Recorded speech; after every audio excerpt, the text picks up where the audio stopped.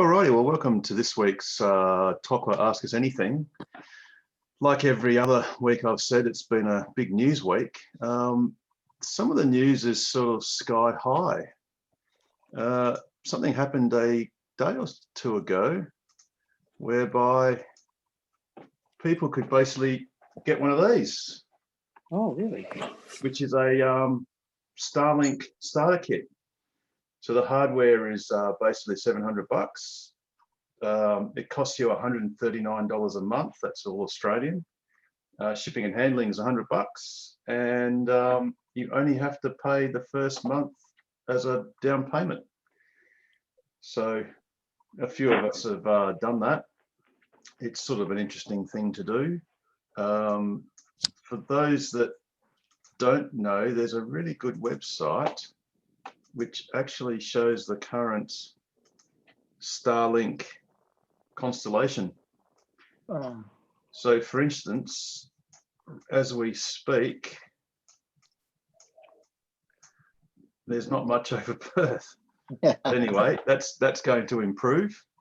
This is actually a pretty cool, you can see the URL there. It's just satellitemap.space.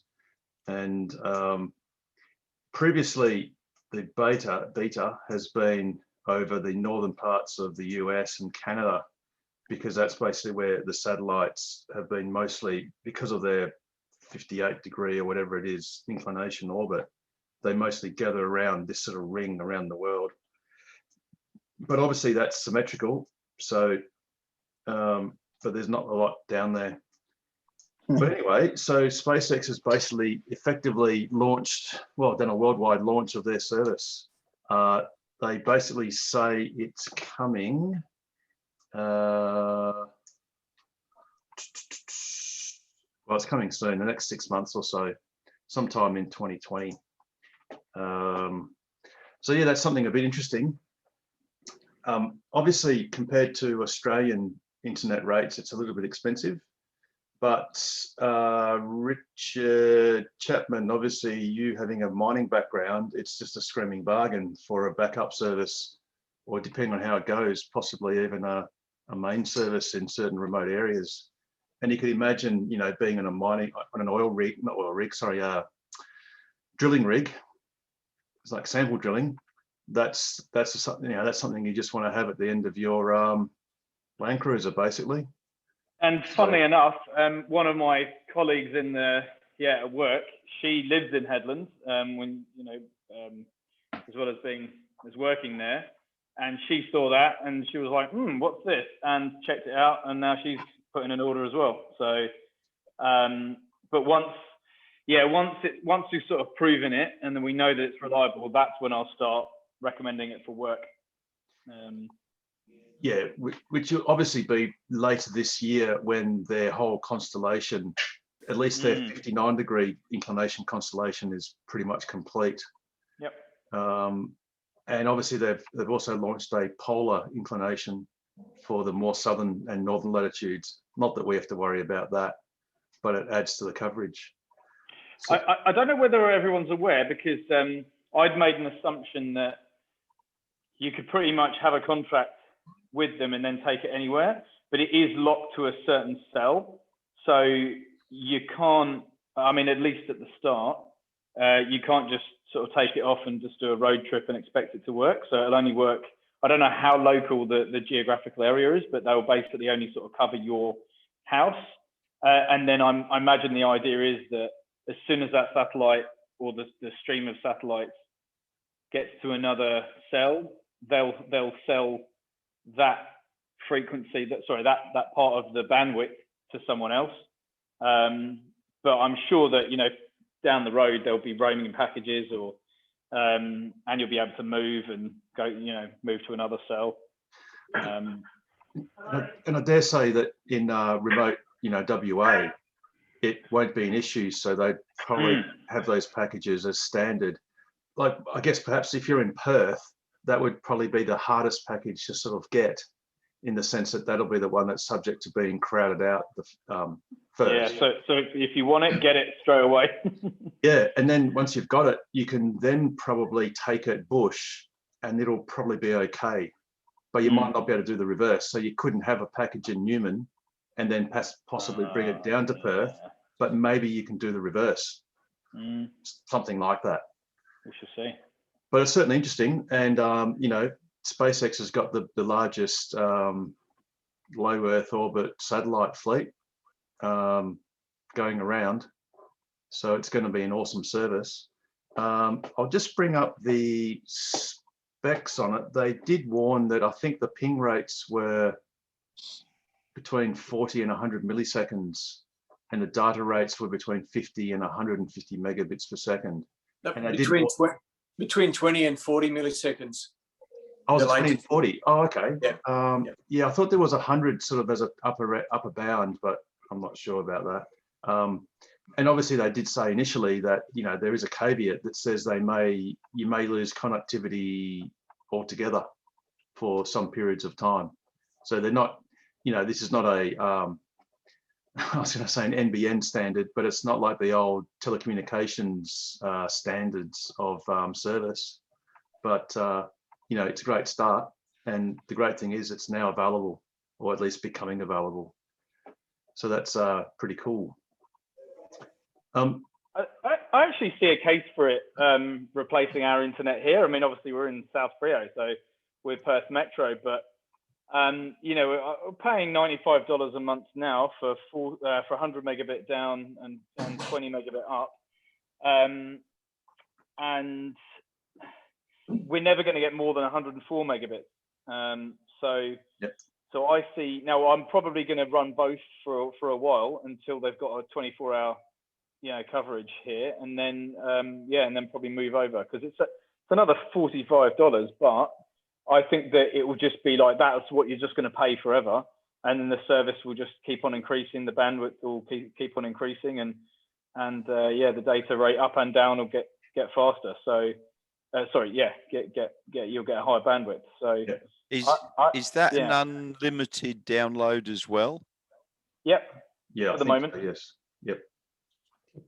Harold, can I ask a question? Yes, John, go for it. Can you put that map back up that you had before? Yeah, sure. There it is. Like, I'm not a turn around towards Australia. Like, I'm not a tech guy. I don't really know what all those dots mean. Oh, okay. Sorry. Yes. Right. But I think they're the kind of, are they the things, the satellites that transmit or repeats or whatever they do? No. Yeah. So what it is each one of the, so it's the easiest way to see it is, for instance, here, this is one of the more recent launches. So all the satellites are actually bunched up. Yeah, but what does a circle mean? The circle is actually the basically the ground visibility of that satellite. So let's go to Perth. So for instance, coverage area of each satellite. So in Perth, that's what I would. Yeah, that's right.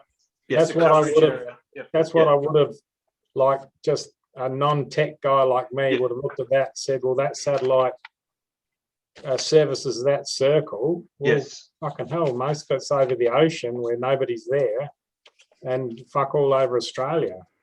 So are they servicing the boats out on the ocean, or are they servicing Australia? I mean, Well, it has to be, because these are low Earth orbit satellites. They're only about 550 kilometers up.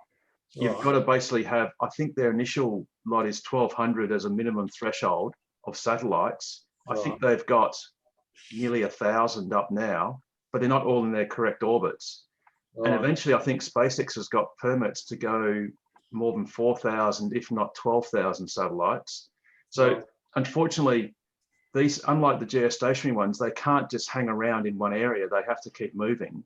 So you've literally, I guess you could say this area, in the Indian Ocean is sort of wasted, unless of course you've probably got better coverage there looking at the map than you have in Australia.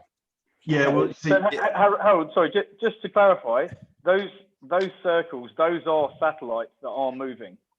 they're all moving. So they're moving at high speed as well. Yes, exactly. So yeah, what is it, 25,000 k's an hour? Yes. So if you see where my cursor is, that you can actually see that moving. That is actually moving. Yeah. And this satellite is now coming towards Perth, and this one's crossing away from us. Yeah. So John, those aren't stationary like coverage areas. Those are actually satellites providing a service over that area at that time. But you need a constant train over any area to get a 24-hour coverage.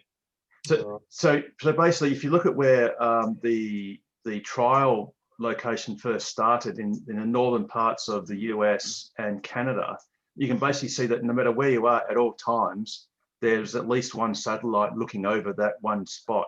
Yeah. So the point is this what do you call it? Collection of satellites, Constellation, isn't quite ready yet, because as you can see, there's big gaps over Australia. And in fact, I think those circles, they're not really the limit. So you could actually be sort of perhaps a bit further, say in Carnarvon, and probably still get service from this satellite. They just have to draw a ring around something, and that's sort of probably the limit of really good service. But there'll be many dynamic. So when you're in that gap, that's when you're not going to have service. So when they say now you're early adopter, you'll have patches. If you're in one of those gaps while the satellite's moving, you won't have service. Yes. That gap over Newman is just as likely to be over Perth tomorrow. Exactly. Or in an hour. But at the moment. Yes. And of course, if you notice, if you're in the lower latitudes, that's where they all bunch together, because that's like the top of their orbit, where they basically change direction from going, southwards, southeasterly, they'll go northeasterly. So just in summary, is the idea that like I'm okay with early adopter kind of, sort of ideas, right? But is this like the future of like the internet? Like you're gonna get your internet from these kind of satellites and not worry about Telstra or Optus and sort of thing? For rural areas, yes. For metro areas, it will probably still be fiber or ADSL. Well, there's a lot of over air,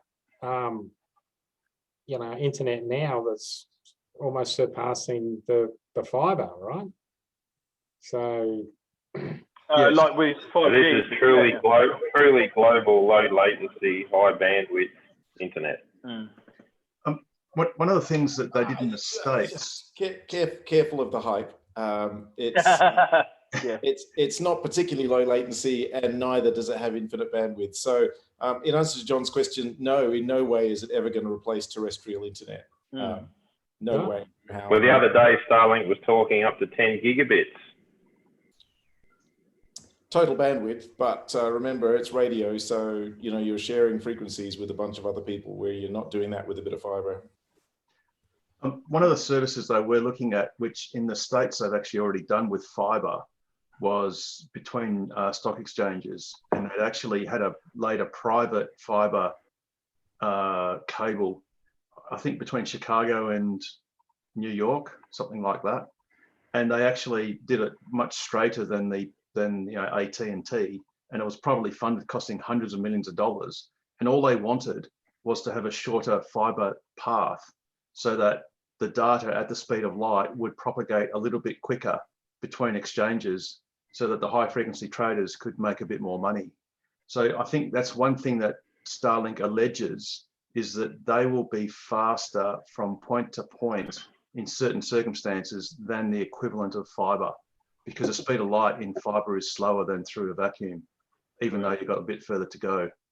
So never happened. Yeah, interesting. That's what they've alleged. So I mean, unless they're going to have you can't change the laws of physics, Jim. Yeah, but the speed of light through a fiber is slower than vacuum can. And don't forget, what you're also talking about is the more devices you have that are going to be processing those packets, the more latency you're going to add. So the fewer hops you go through, the lower your latency will be. I'm not sure what fiber, how many hops you do, what the fiber amplifiers, what their interval is. But anyway, it'll be interesting to see. But yeah, you're definitely right, Ken. This does not. That's why the satellites are going to use laser between themselves.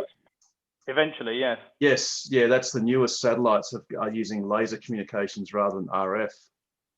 although both go at the same speed, I guess the throughput is faster on the laser. You can pass more data down the laser. But isn't it with laser that you're then not having to interact with ground stations? You can hop through space. I think the switching is quicker. I think rather than RF, where you've got to basically spool up transmitters or whatever, I think it's a bit faster on laser, but I'm not really into it, to be honest. But it's certainly interesting.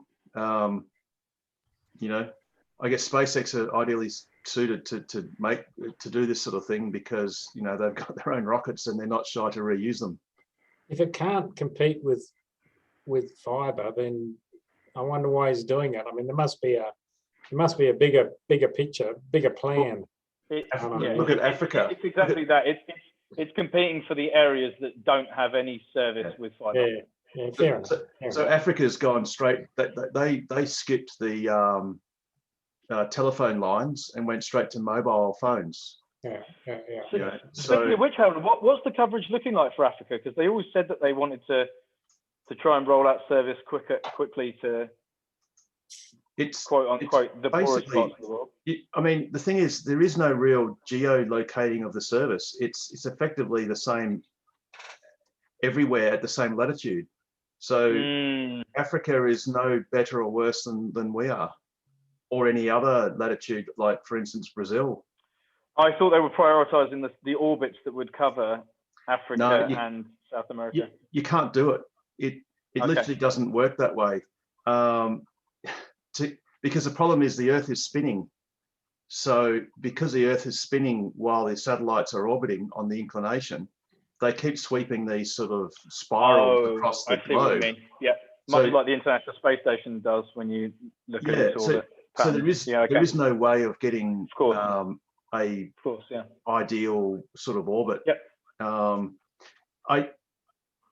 So basically everyone will get the same service at that latitude. Although the best latitudes are whatever this is, 59 degrees, because that's where all the satellites naturally bunch up at the top of their orbits. And the same also is at the bottom. What's the difference between red, on those dots and the red is where the satellites are in shadow. So they're in the night part of they're basically in shadow. And the white is when there's sun on them. Okay. So even though I guess it's getting dark outside, obviously because they're a bit higher up, these satellites here can actually see the sun and the others are in darkness. Then the colors, the green are when they're in their correct orbits, and the yellows are when they are still being boosted up, or some of them are actually being deliberately ditched, where there might be a fault or whatever. So they actually then get crashed into the upper atmosphere. And that is an incredible website. I'm going to have to go on there in a bit. I call over Perth. Perth's almost excluded. WA's got the least. That's right. Just wait a few minutes. Fuck all Tesla's been bought there, so fucking service. Yes, that's right. So if we took an image right now, we could mount a case that not only is Tesla ignoring WA, so is SpaceX right this moment. We've got as many superchargers as we have satellites. Yeah, let's put a supercharger density on there as well and just tell the story. You guys have got it all wrong. This is a 5G map of where the coronavirus has been. Oh yeah. Exactly. You're right. That's right, Richard.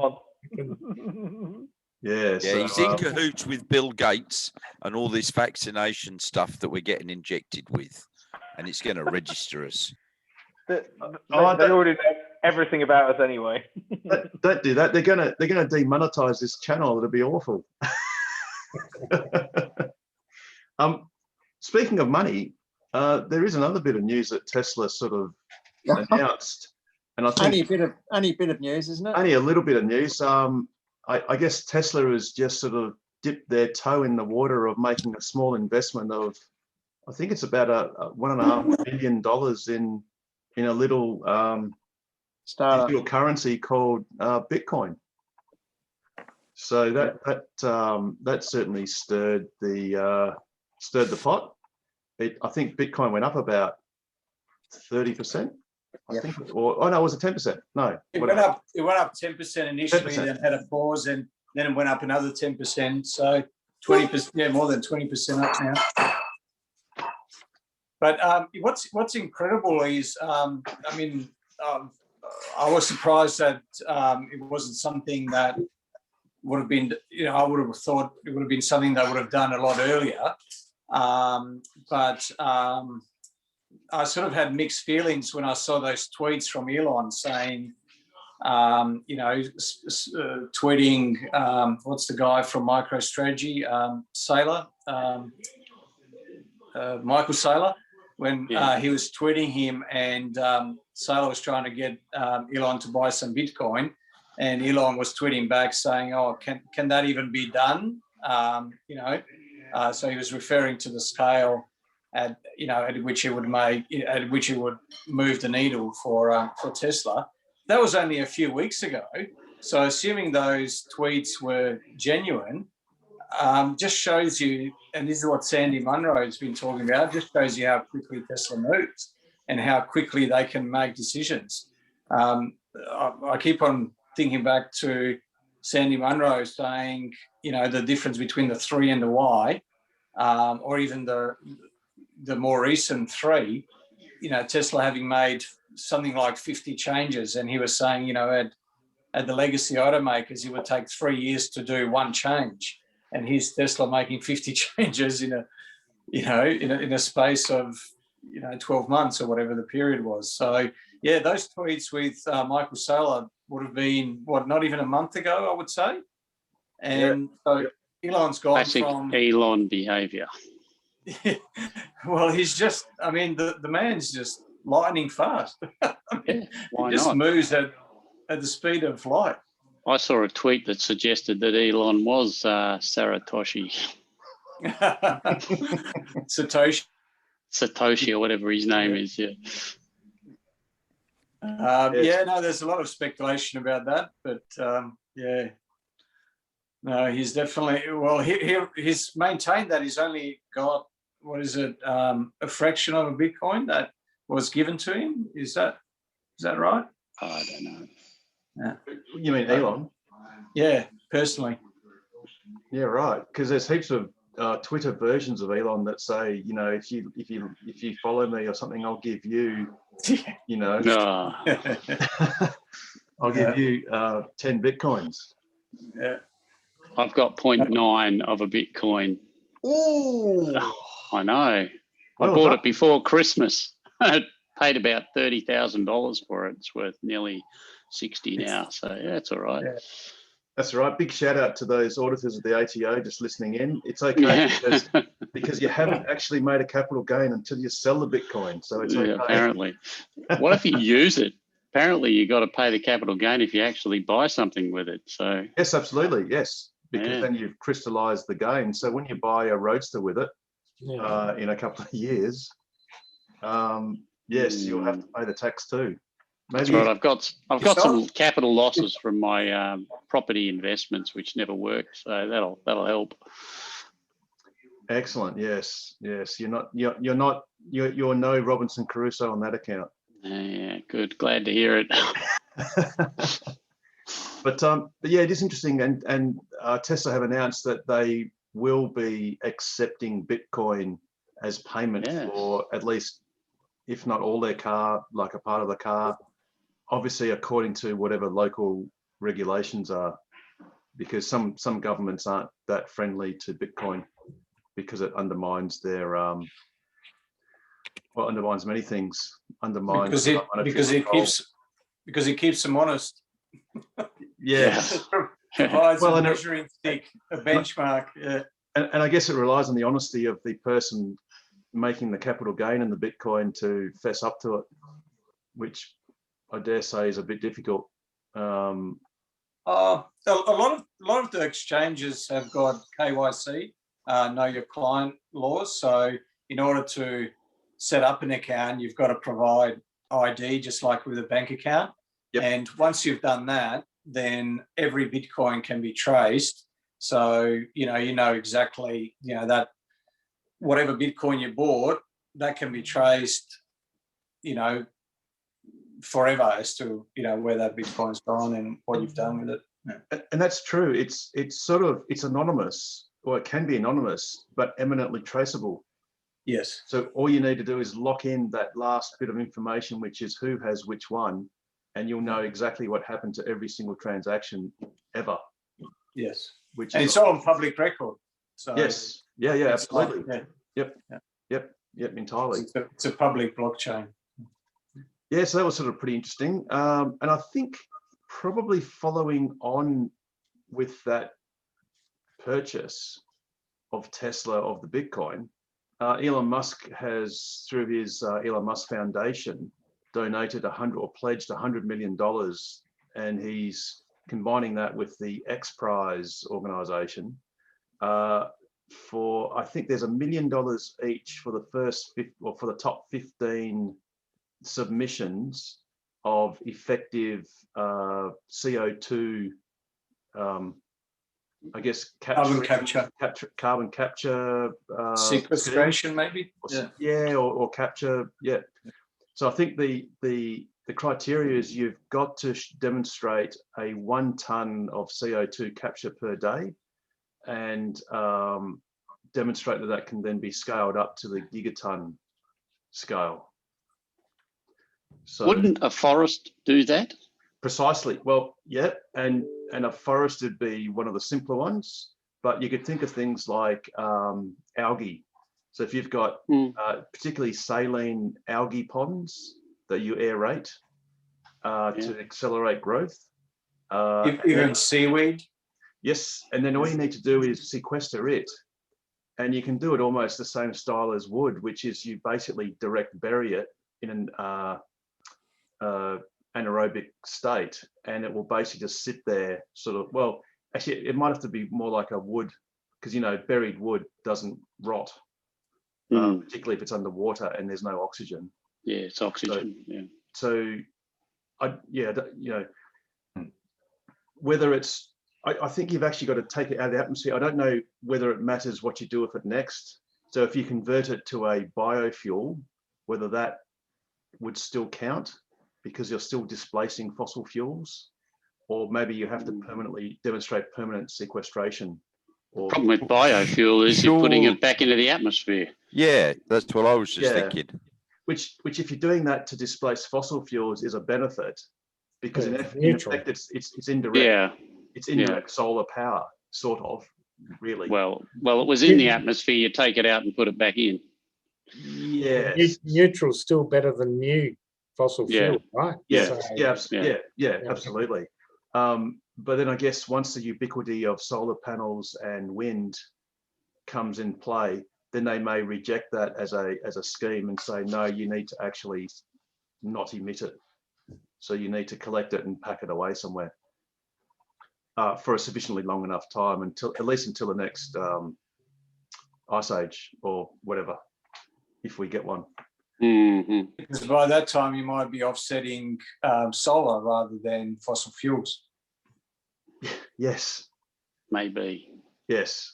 Yeah. You may need to then collect it up again and re-emit it just to stop the freezing. But yes, that's sort of interesting.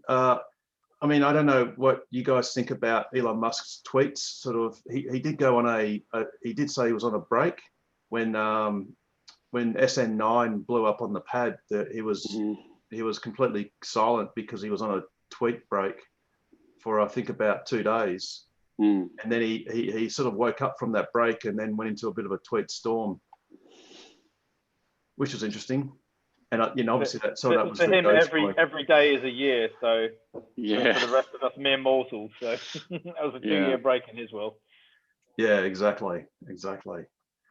So anyway, I think that's most of the sort of Tesla news that's been going on. Has anyone else got any news? Nigel. The Tesla service place and so on at Aussie Park is now up and running. I went to see my accountant in Aussie Park, and he was literally, you could see the Tesla place from him. And so I drove in there, and had a nice chat to the people. They're doing their servicing starting today. It's not fully up and running, but by the end of the week, it will be fully installed. And I had a nice look around. It's really nice in there.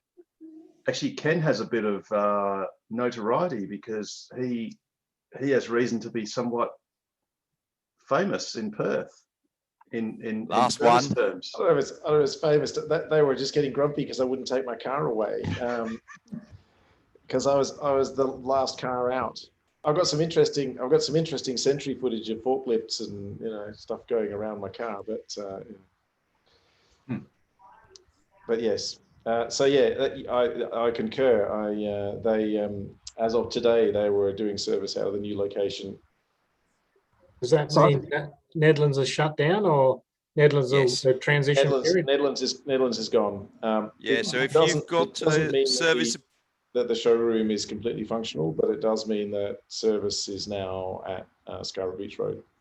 yeah, That's so if gonna you've got be a a service appointment tomorrow, don't go to Netherlands, go to Yeah, I've got Aussie one on Park. Tuesday and they haven't told me, so it's interesting. Oof. I'm sure it'll update in the app, which works fantastically well. Excuse me. But I've yeah, got the old building is being leased out to another tenant. Yeah. I've got a Tesla service experience I'd like to share with the audience. I was trying to get hold of a left-hand passenger seat control umbilical for the Model 3 because I wanted the plug off the end of it for what I'm doing with the race car. And Tesla previously had told me they won't sell that as a part. So I booked a service on the mobile service on the app to fix the left-hand seat electrics, and a harness would be required. Is that because the seat was now missing a plug? Well, Cut it off. the seat's missing completely. Oh, right. It's been replaced with a racing seat, and I need the plug to actually plug into the car to trick the car Yes. into Yes. thinking there's a seat there. Mm. And I don't want to cut the plug off No. my seat because Yeah. I just Might can't want to bring put it one day. I can't bring myself to do it. So I want to buy the harness and get the plug, but they wouldn't sell it to me originally. So I booked the service through the service app. And anyway, the guy, was it Adam? Is it Adam? Yeah. It is Adam, yeah. Yeah, he Adam's called me one up. of the guys. Called me up. He just wanted to confirm what was going on, this, that, and the other. I said, yeah, I want the left-hand harness, blah, blah, blah. And but I said, I don't need the service call. And he said, well, don't you want us to come and fit it? And I said, no. I said, I just want the part. And anyway, it all worked out fine. They got the part, they brought it in. Didn't take long. Only took a couple of weeks. $80. Great. And thing arrived. The actual visit got cancelled, and it was in the COVID lockdown, and they put it outside the Netherlands there because they wouldn't open the door. And I picked it up, and I've got it, and I've chopped the connector off, and we fixed it all up and done what we need to do. So that's the way to get hold of parts if you can't get hold of them otherwise, Who told you couldn't get them? No, originally when this was probably 4, 5, 6 months ago, I was trying to get hold of that part, and I was at Netherlands talking to them, and they said, no, Tesla won't sell you that part. Like when you're talking to them like that. Yeah. So you have to book it through the app as a go. Right. I can unfortunately confirm that they still think they're at 44 Government Road Oh Right. dear. because I just tried to book a booking just then. So that could be awkward Could be. if you're not aware of it. Lucky we don't have FSD fully operational. Car or drive. And I presume, I bet London to a brick that they haven't updated the PIN either for service because they hadn't done that this morning. So there you have it. but never mind. But yeah, that's great, John, that they did basically a dead drop at the front of their place. That's pretty cool. Great. Yeah. Nigel, And when you had a sticky beat, did you see any hoists? Could you actually see in the service Yep. area? yeah, I did go and walk in there and have a look. Nice. How many hoists? And then ran out quick.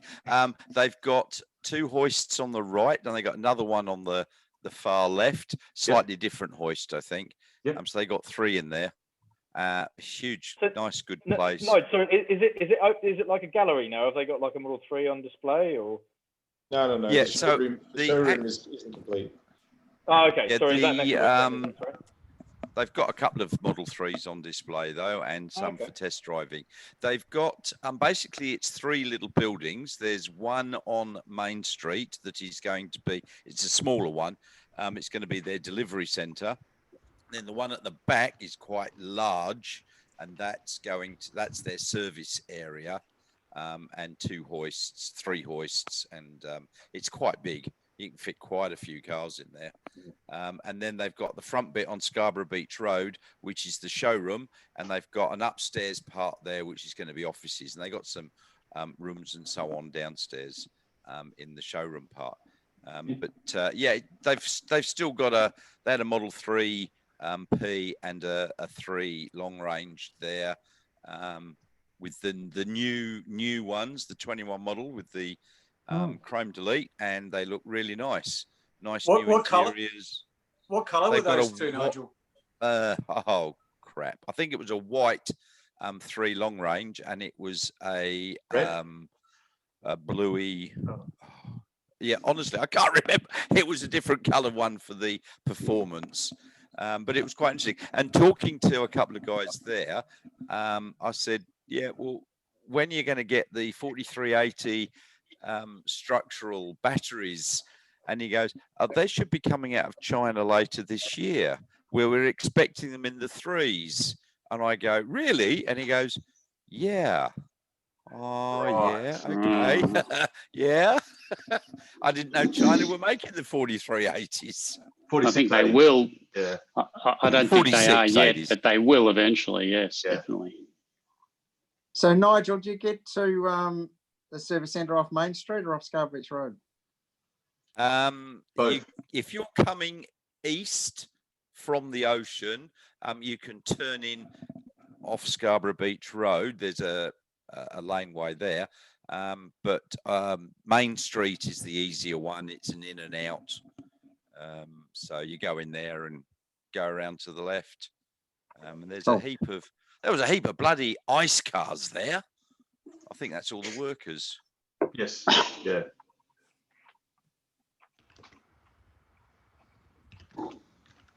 Yeah, I'm Yeah. going in to have my Phantom crazy autopilot hassles looked at. Oh, nice. So did you get some good video in the heat? I got a bit of video, but also I had one of the days I was driving around a fair bit and it was pretty hot. It started going a bit glitchy, and I actually took it in there and took one of the guys for a drive, and it was driving. It was pulling all over the centre. It was awful. So, but Oh, awesome. perfect. So hopefully they data log that and I can do something with it. And also I can take my hands off the wheel.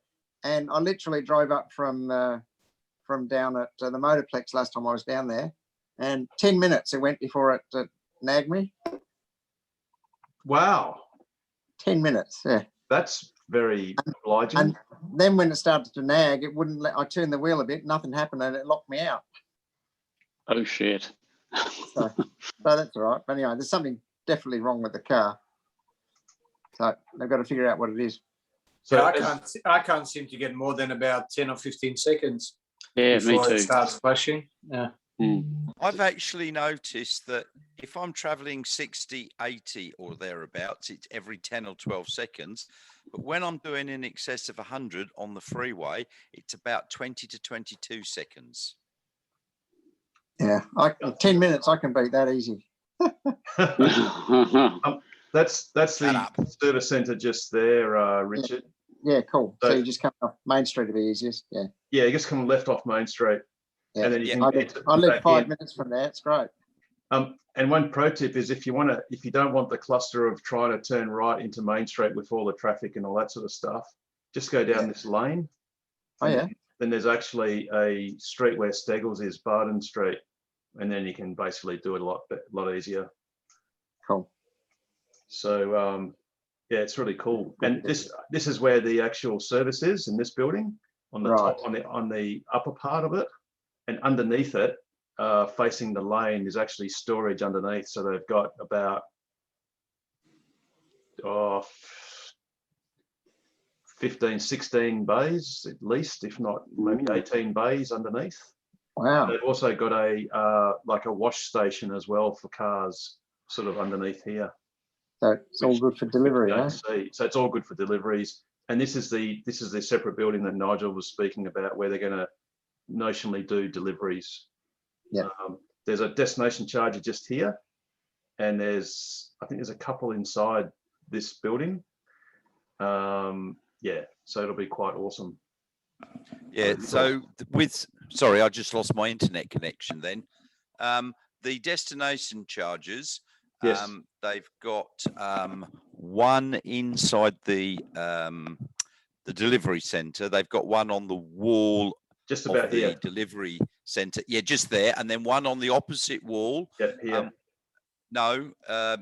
On the main service area, just there. Below that, the two parking bays. They're labelled test drives, and they've got one there. They're all 3-phase 22 amp destination chargers. And I asked about, well, can we just drive in and use them? And he goes, we're not sure what the rules and regs are on that, but if you want to, you can go and plug it in. But they put bollards up after hours, so you cannot get in. Yes. Yeah. Yeah, and they're all manual bollards, and there's a lot of them. And Harry did bemoan being the first or last to get there or leave, because it's a bit of a pain to lift them up and down. But anyway. I'll tell you another little tidbit. I played golf up at Joondalup, and a few weeks ago, a Porsche destination charger, CCS charger, was there. And it's all set up. So I thought I'll just be cheeky and plug it in. Nothing happened. Right. So I don't even know if it's wired in.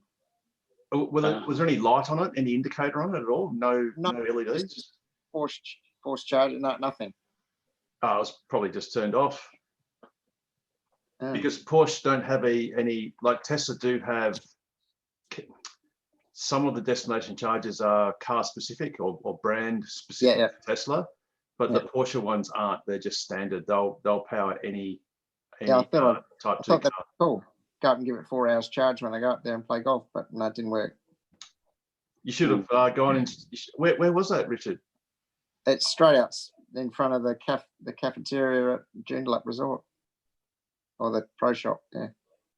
Oh, you should have gone in and just asked them, have they powered it up yet? They might have only just installed it. But it's got Porsche written all over it. I thought it was a bit cheeky. It might make someone upset. Well, that's good. There are many EV owners. You look at PlugShare, and there are so many owners that have used Tesla destination chargers when the sign says Tesla charging only.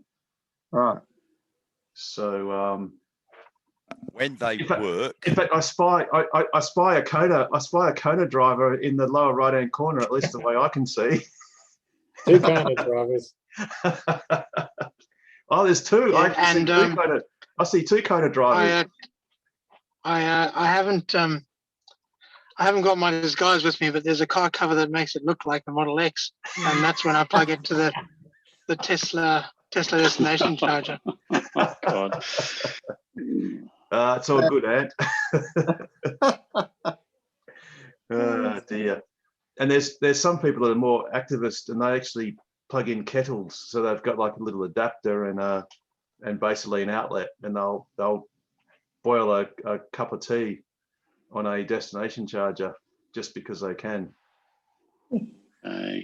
Because after all it is an intelligent light switch. Yeah. But anyway. So has anyone else got any news or any tidbits that's happened the last week or so since last time? I don't know. I've been reading the Future Fuels Strategy discussion paper. What a joke! What a load of bullshit! Oh my God! I just saved yourself 36 pages. by not reading it would have got the same result. It's unbelievably bad. I mean, there's a table in Appendix A that just like leaves my jaw hanging on the floor. It's like, really? Yeah, there's no mistake that the acronym is FFS.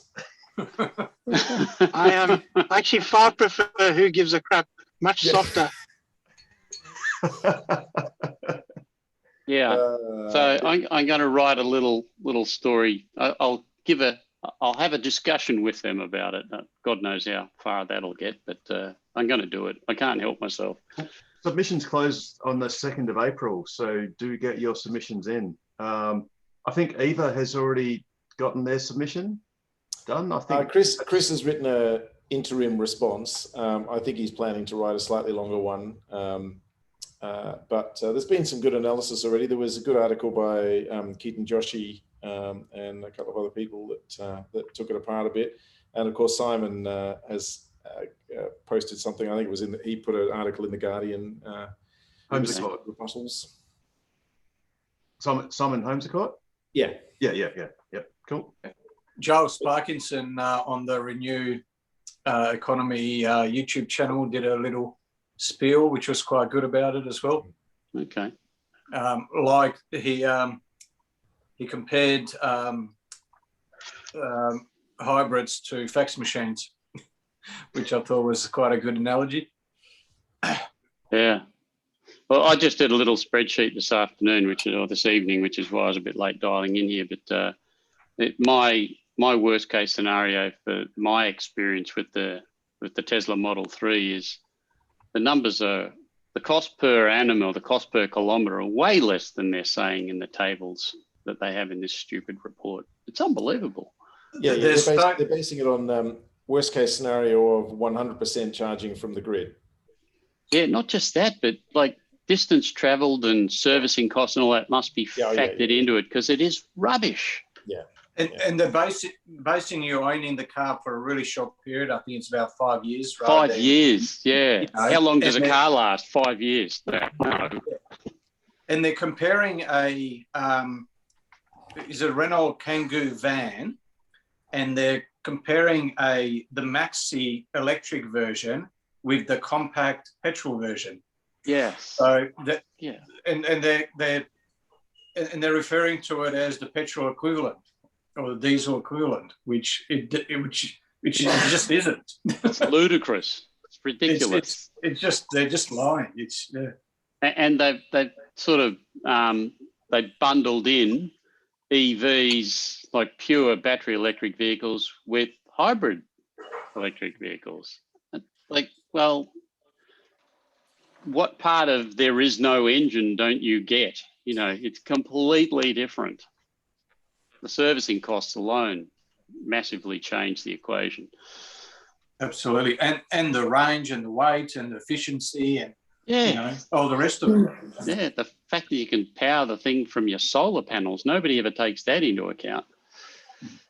And they're completely ignoring tailpipe emissions, which about 3,000 Australians die of prematurely every year, which is higher than the road toll. There was a good report that came out just recently, which said that there's 8 million people a year that die from particulates and other pollution in the air, and that's about twice as much as the last report estimated. So, which was about 4 million a year. So that's globally 8 million per annum. Globally, yeah. So they're ignoring a lot of. It's just so heavily weighted towards, But I mean, it's Angus Taylor's. He's the author of it,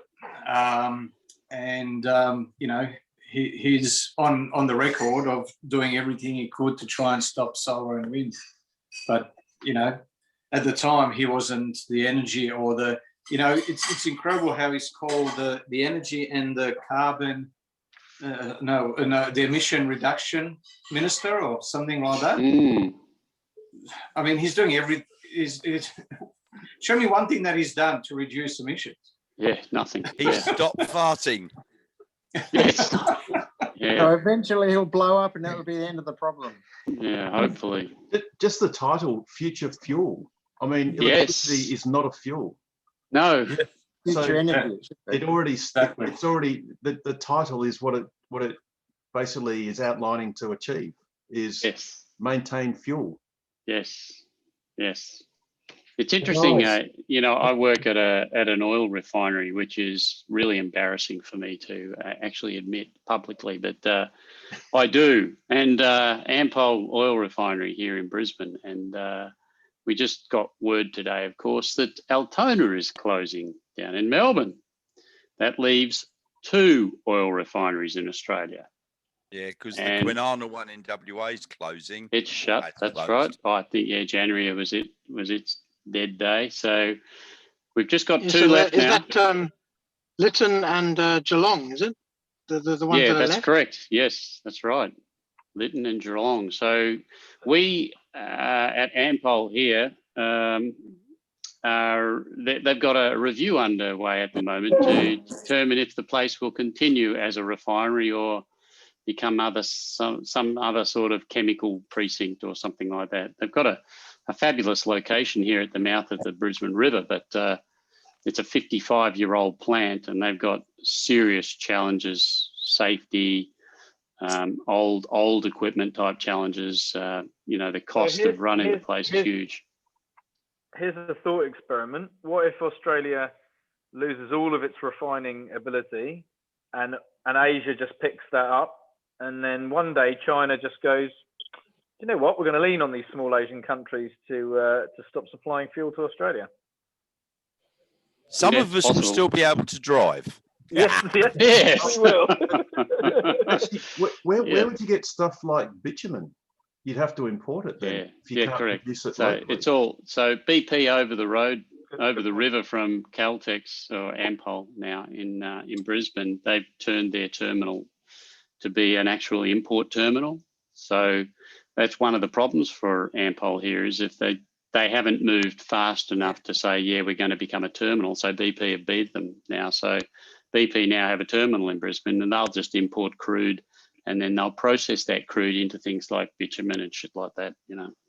So, but I isn't could that- foresee. doesn't that require a refinery then, or is it? Well, sort of.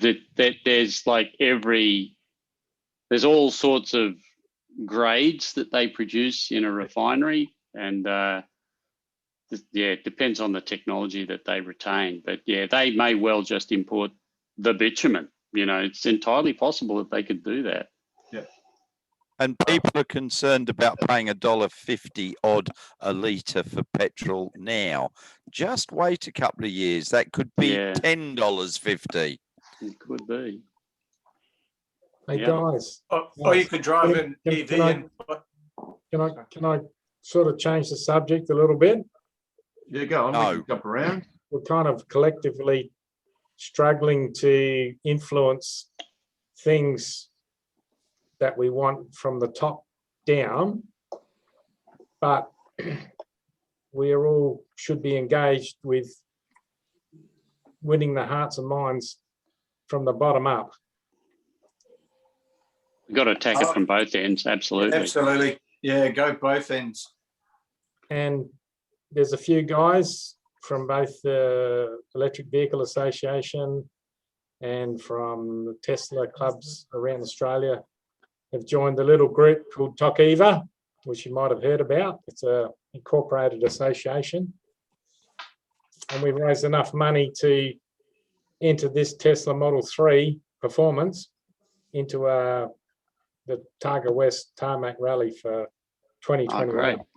That's awesome. And it's been great. We've had really great support. We've had a groundswell of support. We've got tyres, we've got accommodation, we've got upgrades to the car, roll cage suspension. We've got a magnificent driving team. And of course, we need a charging crew, and we've got a bunch of volunteers that are stepping up to do that. And I'd just like to give you a couple of dates.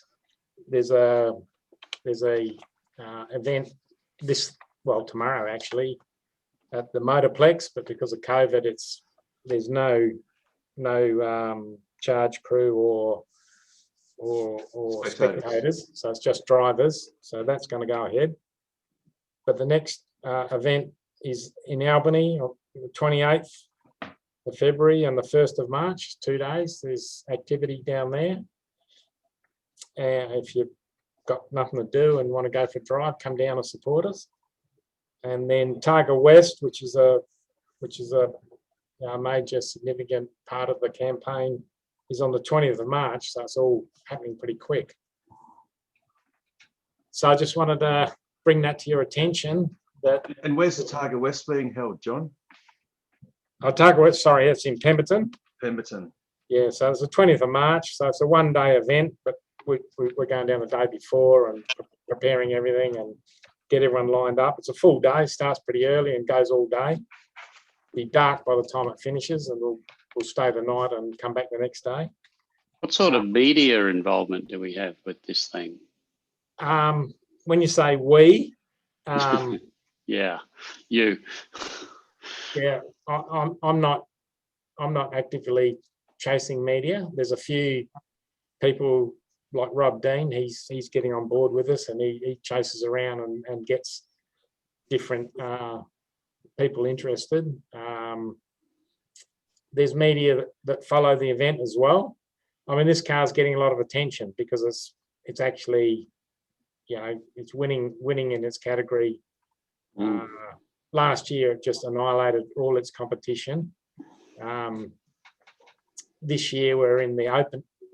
We were limited to 130 kilometres an hour, and last year, but this year we're in the open competition. So we're the big boys. There's a lot of people watching this car, but it's not about them and us. It's about winning hearts and minds, right? I'm not a motor racer. I'm an EV enthusiast, right? So we're just for me, it's inclusive. We're part of a team. There's fair competition, and we just want to demonstrate that we're there, that we can do it, right? And you know, obviously we have significant challenges with charging and everything else like that.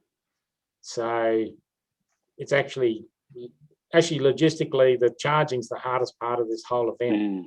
The driving and execution of the race is fairly easy.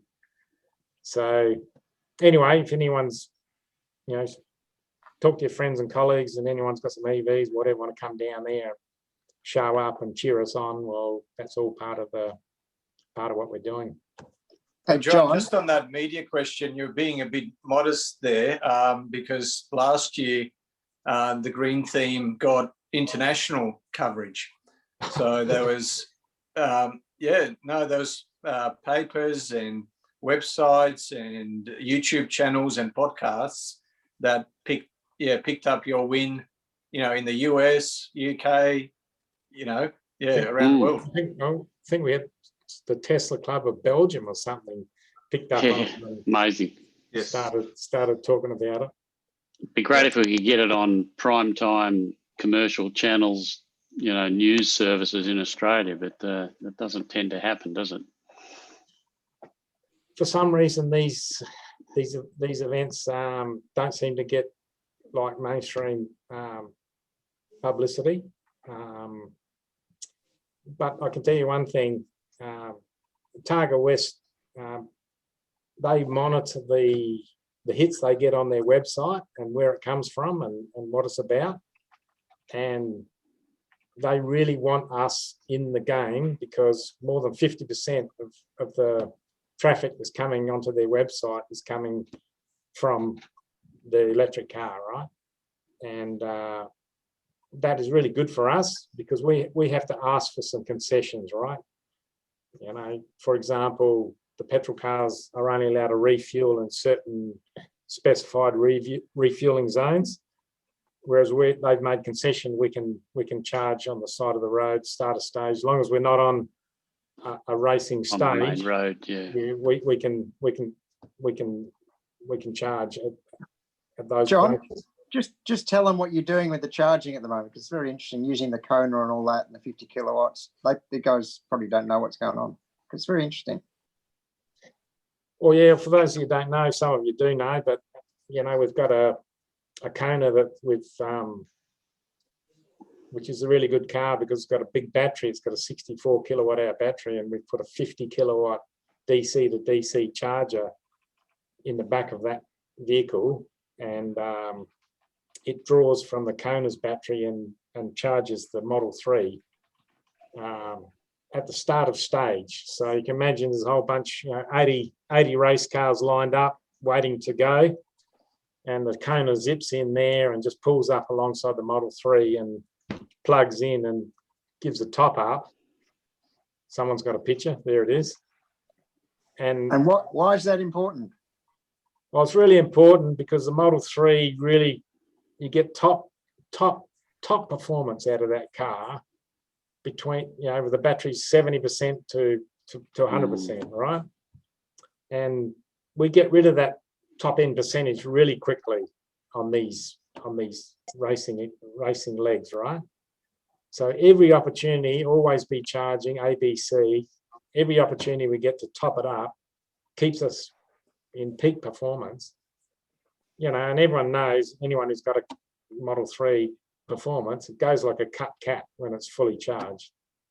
So what we're doing is working out all the logistics, and we use the Kona to do the top up just before it heads off to do a racing stage. And we've been quite successful with that, organising it that way. And of course, how down does it get between each recharge? Do you get down to like 30% or? Well, in 2020, when the longest stages we did was 20 kilometres. So went out 20 kilometres and back 20 kilometres. Right. But we're burning at huge rates. Yeah. 6 to 7 times what you would normally burn. So, you get 400 Ks out of this car, normal driving, you get 80 Ks out of it in racing conditions. Wow. So we didn't get below 70% last year, but we're going up to the next level. We can go up to 200 kilometres an hour this season. So we're expecting almost double the consumption. So we have to increase our charging activities. So even if you're not a racer and you're interested in charging, we're going to have 3 or 4 mobile charging assets at each of these events running around, and it's quite interesting seeing all that unfold. But you never have to change the oil or the gearbox or the clutch or the. And braking's rarely an issue. Oh, they changed the brakes. Well, braking, we already worn out the front discs on that Model 3 now at the lower limit. So they've been machined twice and they're just about worn out. So we're going to do this rally sprint and we're going to do Albany, but before Targa Southwest in March, we're going to put some new discs on the front. So how many Ks has it done, John? Sorry? How many kilometres has your car done? 12,000. That's not very good on brakes. Jeez. I've driven it 200 kilometres. Oh, God. Yeah, no, but there's somebody showed me a video today. Someone was here today. They showed me, like, at the Motorplex, you can see the car and the discs are cherry red. Like the daytime you can't see it, but the nighttime video clips you can see it coming, and the discs are. Wouldn't it be great if you could actually increase the regen on it up to like 80% of the actual power of the propulsion? It would be just like the braking effort would be a squillion times higher than that. That's the problem, right? Yeah. I still need it, but I mean the braking for around town and all of that is, it's adequate. You can drive without using the brakes at all. But if you were able to multiply that by 4 or 8, it'd be. Put it back in the battery. Put it back in the battery, yeah. For racing, yeah. Yeah, or a cap or something. if you could do You can that. accelerate at 1G, so if you're braking at 1.2, so it's, yeah, theoretically it's possible. Yeah, you just, The interesting thing about this is that the number of people coming and visiting our little spot where we're charging is increasing, right? So there's the V8 boy racers who are never going to be interested in electric cars, or not interested, never will be, reckon they're a waste of time. Well, you don't worry about those guys. But then there's in-between guys that are half and half, you know, they're interested and they're not sure. They come over and they talk to us, right? And they asking all these questions. And last time at Motorplex, we had 3 Model 3s. We had 2 standard ones and the green thing, the racer, and it looked great. And we had Madeline King, who was the member for Brand, you know, shadow member for Brand, bloody came down there with her husband and she went for a ride in the car and everything. It says, you know, interest is growing. That's what I'm saying. It's a little bit of winning over the hearts and minds at the grassroots level is important as well. It never ceases to amaze me how the middle ground people, those who sort of would be swayed if they knew better, how they don't know better. And it is so easy to sway them. I mean, I work at a refinery. I park my car outside of an oil refinery every day. And the other day I was having a quiet coldie at their little, what they call it, the cricket club. They don't play cricket there. They just drink beer. So anyway, my car was parked about 200 metres away, and I went, oh, I can just drive it over here if you like. So I just call up the summon.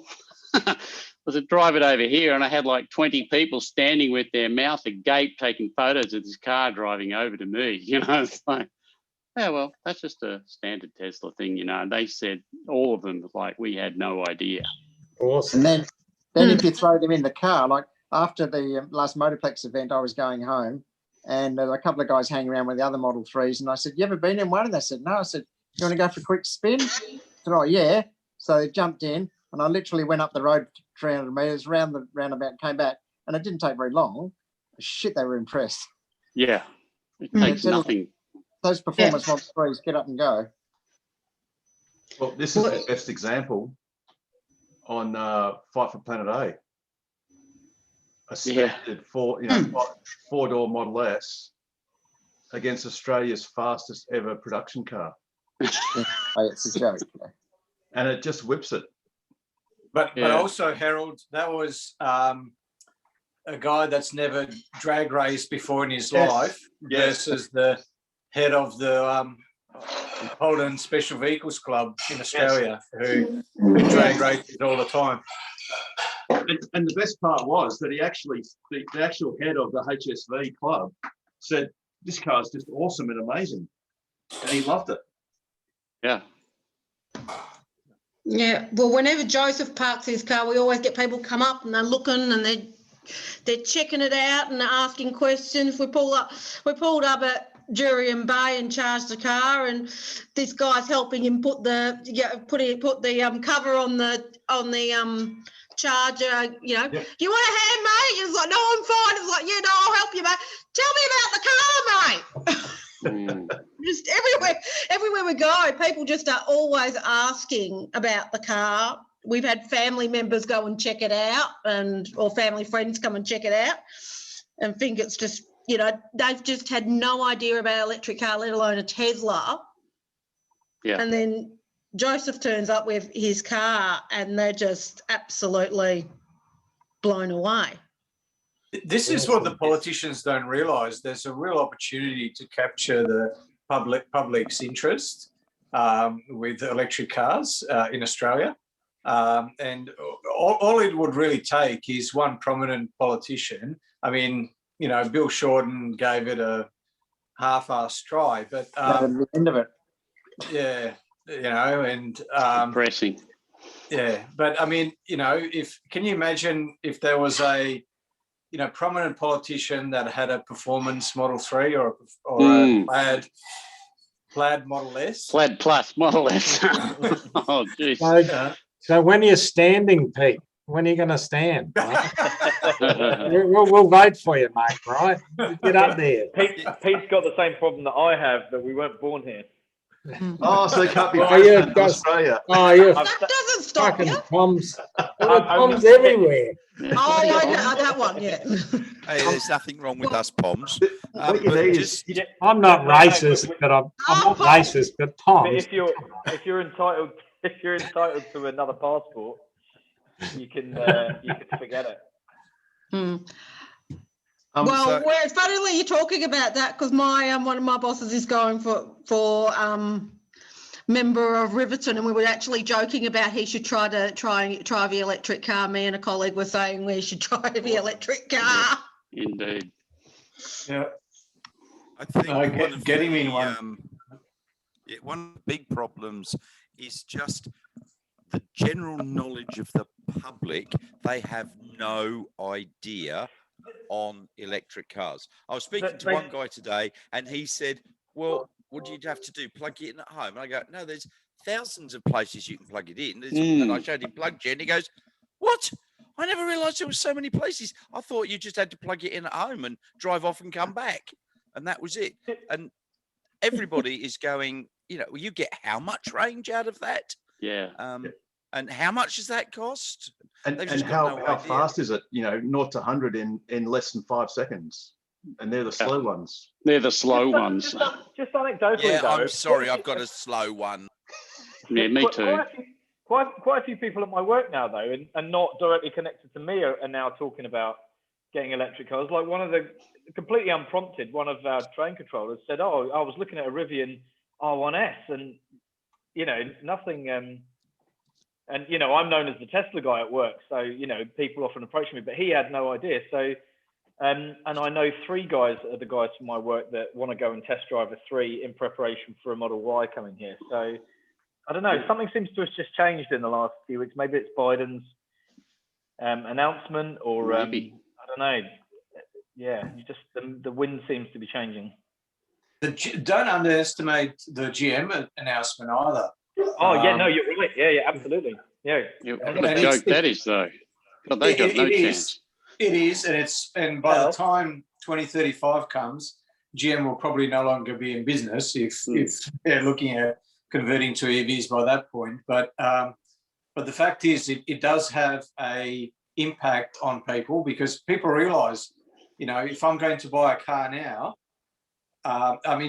in the UK, it's a perfect example in the UK. So the UK is going crazy.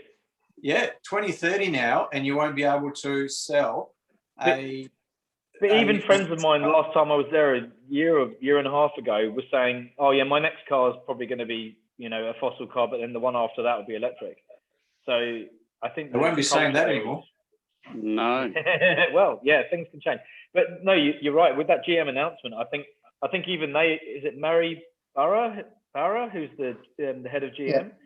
Yeah. She knows that, they're not going to be making fossil fuel cars at 2035, but she can't say No. 2030. She has to sort of ease it in gently, and then set everyone's expectations and then beat them. So This comedy Super Bowl ad that they've talked about, that they've put up, which is quite funny and all of that, but it's probably going to hurt them a lot, because people are going to stop buying ICE vehicles and wait for the battery vehicles, and there aren't any GM battery vehicles, so they'll go, well, what is there? There's Teslas and there's a few other things. Yep. Shit, the Tesla's by far the best. We'll go buy them. Yeah, I don't think it's going to help them at all. It was disappointing to see that Hyundai had actually announced that they've got a very modest EV target. I think that was something like 30% by 2030. And I mean, they've got It's going to be a bit less than that. That'll going to be change. less than that. Was going to be pure battery electric. Yes. They were looking at something like 46% were going to be electric, but only half of those were going to be battery electric. The others were going to be hybrids with petrol engines. And yet, they've even been pushing hydrogen, which, my favourite. If you want to annoy me, just say FCEV or Oh, hydrogen yeah. or fuel And they're not going cell. to be making the Apple car either. No, that's They're right. probably blabbed, But- and but the it's like, thing- whoops, you can't do that. Yeah, but the thing with Hyundai is that they are building a platform that, much like Tesla has a platform Mm. and VW has a platform, Hyundai will have that platform, and they'll have, I think it's 20 or 25 models out in by 2024. So I'm surprised that they would be saying that they're going to have a low percentage. I'm sure Yes. they'll have a lot more. It's disappointing. I mean, they should just aim high, even if they under deliver, but have that aspiration to say they're going in the right direction. Unless they're trying to sandbag their current sales and not, and also Yeah. probably placate their dealership network. Yeah, it's the opposite to what GM are doing, probably. They don't want the Osborne effect. We're going to Yes. have 100 different electric vehicles next year, but we've still got 2 million ICE cars in stock that no one wants. Yeah, exactly. It's difficult. But at the risk of talking about Teslas, I've got a query today from a potential purchaser of a Model 3 who'd like a tow bar. And of course, I put the bad news to him that in Australia, there still isn't a towing package officially from Tesla. But broad question to the floor. Has anyone installed a tow bar on their 3? Richard Cooper. Richard. And how did it go? Yeah, it's great. But just last week, I installed the electric so I can tow more than my bikes. And so it's a kit that it's got CTs that go on the cables rather than cutting out the cables. So it just needs power, and so it doesn't muck up the original wiring. And I tested on a guy's boat today, and it didn't want to work. Even though I test I test all the things and all the voltage is coming through, but I put it on the trailer and it didn't work. So the tow hitch is great, works great. But as far as getting electrics organised, I need some help with that. So. Richard, try this. So the main thing would be, so you mean it wouldn't work on the indicators and the brake lights? Everything was dim and it just didn't want to work at all properly. So it's American, so it's only got 4 wires. It's got an earth and 3 wires, but you can configure it so it should work with the 7-point trailer hitch, but it just didn't. Okay, because one thing is, if many modern trailers now have LED lights. Yeah, this one's good. That could be an issue where it's not a large enough load. So I just wonder if that's an issue. A large enough load that the car isn't seeing the trailer? Yes. Right.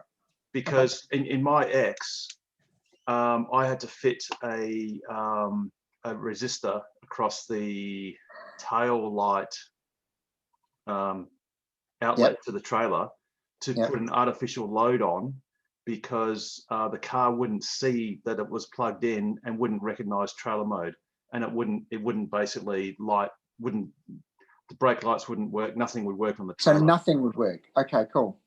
All right, I'll talk to you about that sometime. Try that. Richard, do you mind me giving Tom your email to ask some questions about it? Yeah, go for it.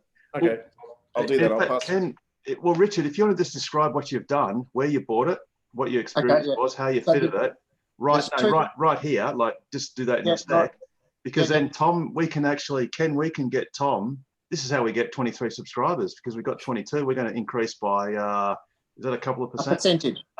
Yeah, we're going to get Tom to watch this, just in case he wasn't able to get to sleep tomorrow night, and he can learn from your dulcet tones of your experience.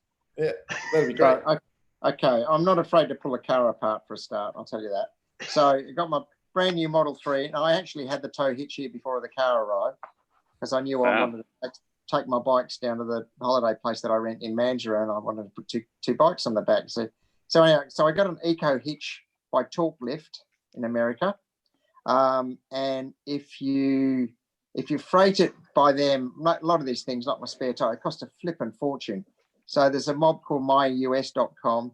So you freight it to them, and it costs you $40 internal freight, and they just freight on the weight of it. So it wasn't. I mean, it costs about $1,100 all up to get it here, as I remember. And then basically remove the rear bumper, like I'm about to do with John's car next week, and just fit it. And put it all back together. It's probably a 2-hour job, if that. Quite simple instruction. No, it comes with no instructions, but everything's online. Just look up YouTube. Everything's on YouTube, and it's quite simple, really. Yeah, and you end up with a hit. You don't see anything. So it's got the little. Then the modern ones have got a little under tray plate that you can take out, and it's got a vertical link, and you've just got a vertical hitch that goes in, and your tow ball or whatever hangs off that. So it's totally discreet. So 99% of the time, I don't have a tow bar, but when I want it, I just put it in. It takes 10 minutes to bolt it in, and got a tow bar. Works great. Fantastic. Oh, that's great. Appreciate it. Important question, Ken. What Model 3 is he looking at? What variant? I don't think we've got that far along the conversation yet. I've got an email, hey, blah, blah, blah, blah, blah, blah. No, I don't think he's made a call on which particular way he wants to jump in that regard. Is there an issue? So yeah, just the towing capacity changes between, so long range and standard range is 750 kilos, but performance goes to 500 kilos. And I just presumed that it was because it's got that much more torque, and it might just be the physical stress that it would put on the chassis or what have you. But I'm now thinking that it's to do with the tires, the wheels. So because I know is it the Model Y in the US? So depending on which wheels it has, it either has more or less towing capacity. So the lower profile tires can't tow as much for some reason. I only did it to put a box trailer on and get some mulch from the local mobs and stuff like that. So and it's got 300-pound tow ball weight you can put on this hitch, and a couple of £1,000. That's what the tow hitch will do. I don't know what the car will do, so I will never do that. It's just a convenience thing. I'm not towing a caravan. Yeah, as Pete said, so you can see the two models here, SR Plus and long range, 750 kilos each, and the performance is 500. Yeah. Tow rate. And with the performance, it's 500 whether it's braked or unbraked. And the other two models are a little bit higher with. Oh, sorry, yes. Brake, yeah, 1,000 kilos braked. Yep. Cool. So, Tom, you can watch that at about the 1.5 hour point of this awesome YouTube video, which reminds me that if anyone else is watching it, please like and subscribe and hit the notification bell. So I was going to say there is another tow hitch available that is quicker. The vertical thing, you put it up and just clips in rather than having to bolt it in. Mine's the bolt one. So there's a couple out there. I don't know anything about that other one, but I've seen YouTubes of it. So can't comment. Cool. And they're both roughly around the same price as well, I think, aren't they, Richard? I think so, yeah. Yeah. Excellent. Thanks for that. No problem. You've got a disappearing cat there, Richard. It's very Alice in Wonderland, isn't it? Yeah, I was about to say it's the Cheshire cat. You can talk. Your shoulder keeps coming and going. Oh, there, that's back now. Is there any other bits of news or anything? Hey, Ant, how's the Kona going? Kona's going well. As you can see there, it's disguised. Actually, that was a Model X that was parked opposite me just yesterday in North Perth. It's always good to admire the next car you're going to get. Yeah, I can now drive in what's today? 7 days time. It's 6 months since the op, so I'm back on the road, and I'll be joining you guys on EV meets and whatnot, and maybe even get out to the Motorplex like everybody else. I've been sitting and champing at the bit in the background, and to Tiger West as well. So after the 17th, I'm going to be scarce at home. I've had enough of this. It's like lockdown, except for driving. Indeed. I think we all have. I've been meaning to get up to Geraldton to fix up the charger there to stop it from claiming it's not available. But we'll get that done in the next week or so. which is just a tip for just in case Elon has jetted in and he's borrowed one of our cars and he's going to drive up to Geraldton. If you look on the app, it'll show as being unavailable, but just ignore that and just press through and just hit start charge and it will work.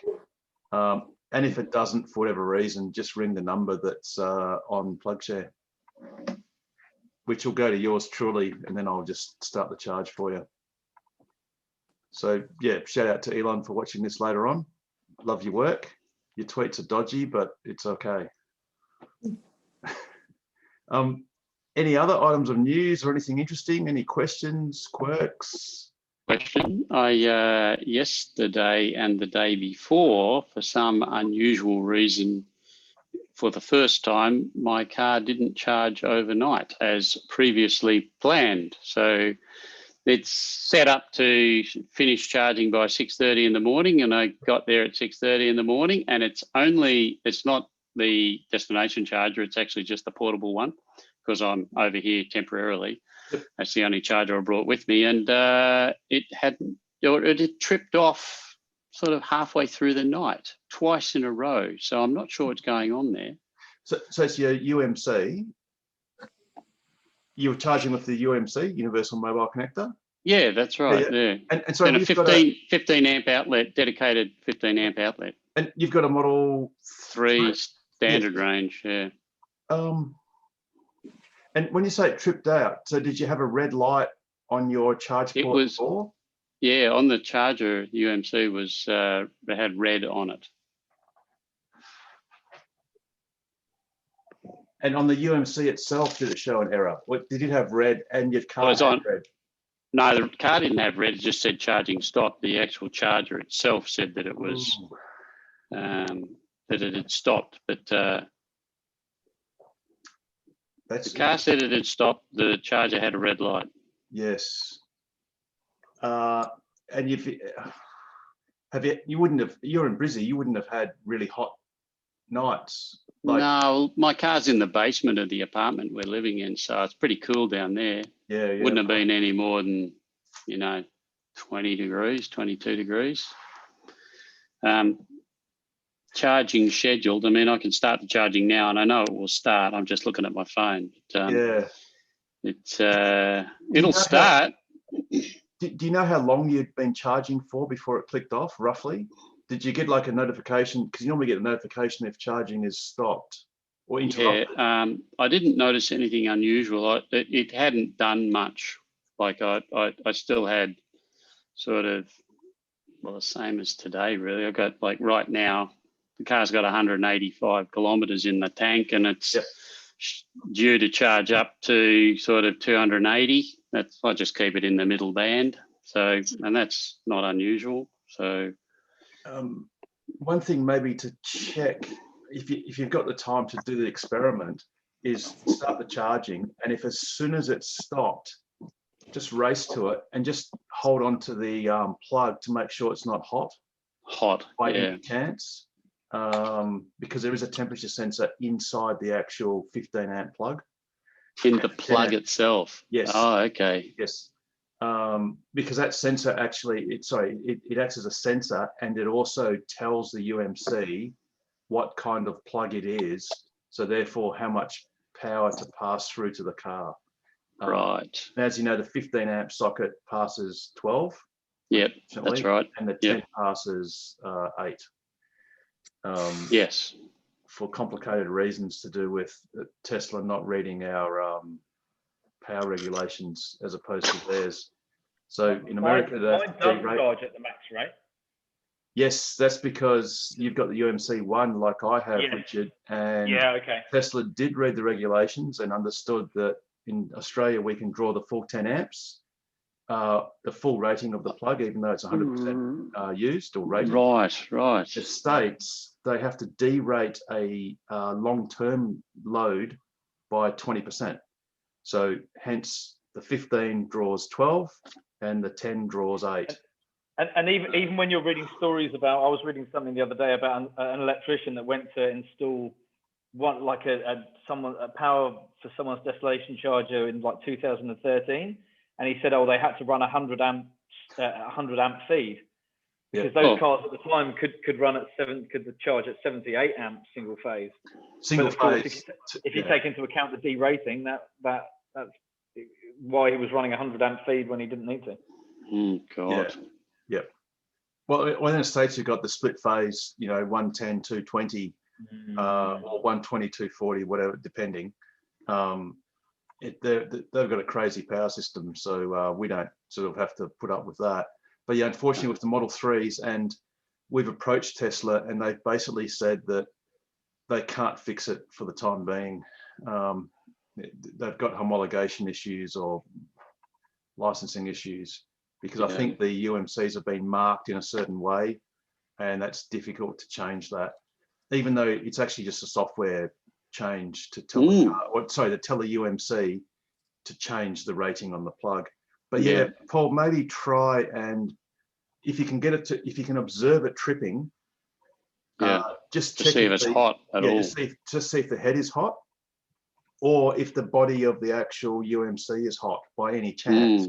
We had an owner that, a member that had one of the 32 amp single phase adapters, tails, and his UMC would just pop off. It would just trip out. And for a while, Tesla service sort of resisted and said, well, you're not supposed to use, we don't have a 32 amp single phase adapter. You've used a second party device, not compliant, whatever. But thankfully, he reminded Tesla that when you look on the label of your UMC, it actually says rated for 32 amps, 240 volts. So then they had to concede that, well, yes, it is supposed to pass that amount of power through, and they swapped it out, and it's worked ever since. So there's a possibility that if there's not a problem with your socket, well, maybe there's a bit of corrosion or it's dirty or something that's causing it to heat up. It might be a UMC. So the good thing is just... And that's what happens.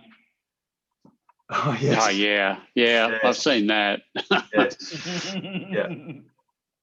I had a dodgy Holden Volt EVSE, and the mechanics were saying, oh, you got to plug it in the wall socket first before you plug into the car or something like that, and that's just rubbish, basically. And then I went to see Paul Davies at the Melville Holden, and he said that's rubbish, and then he got me a brand new one, basically. Yeah, those EVSEs can get a little bit warm. I had my Nissan Leaf on the eve of a long trip, which for the Leaf is 100 k's, but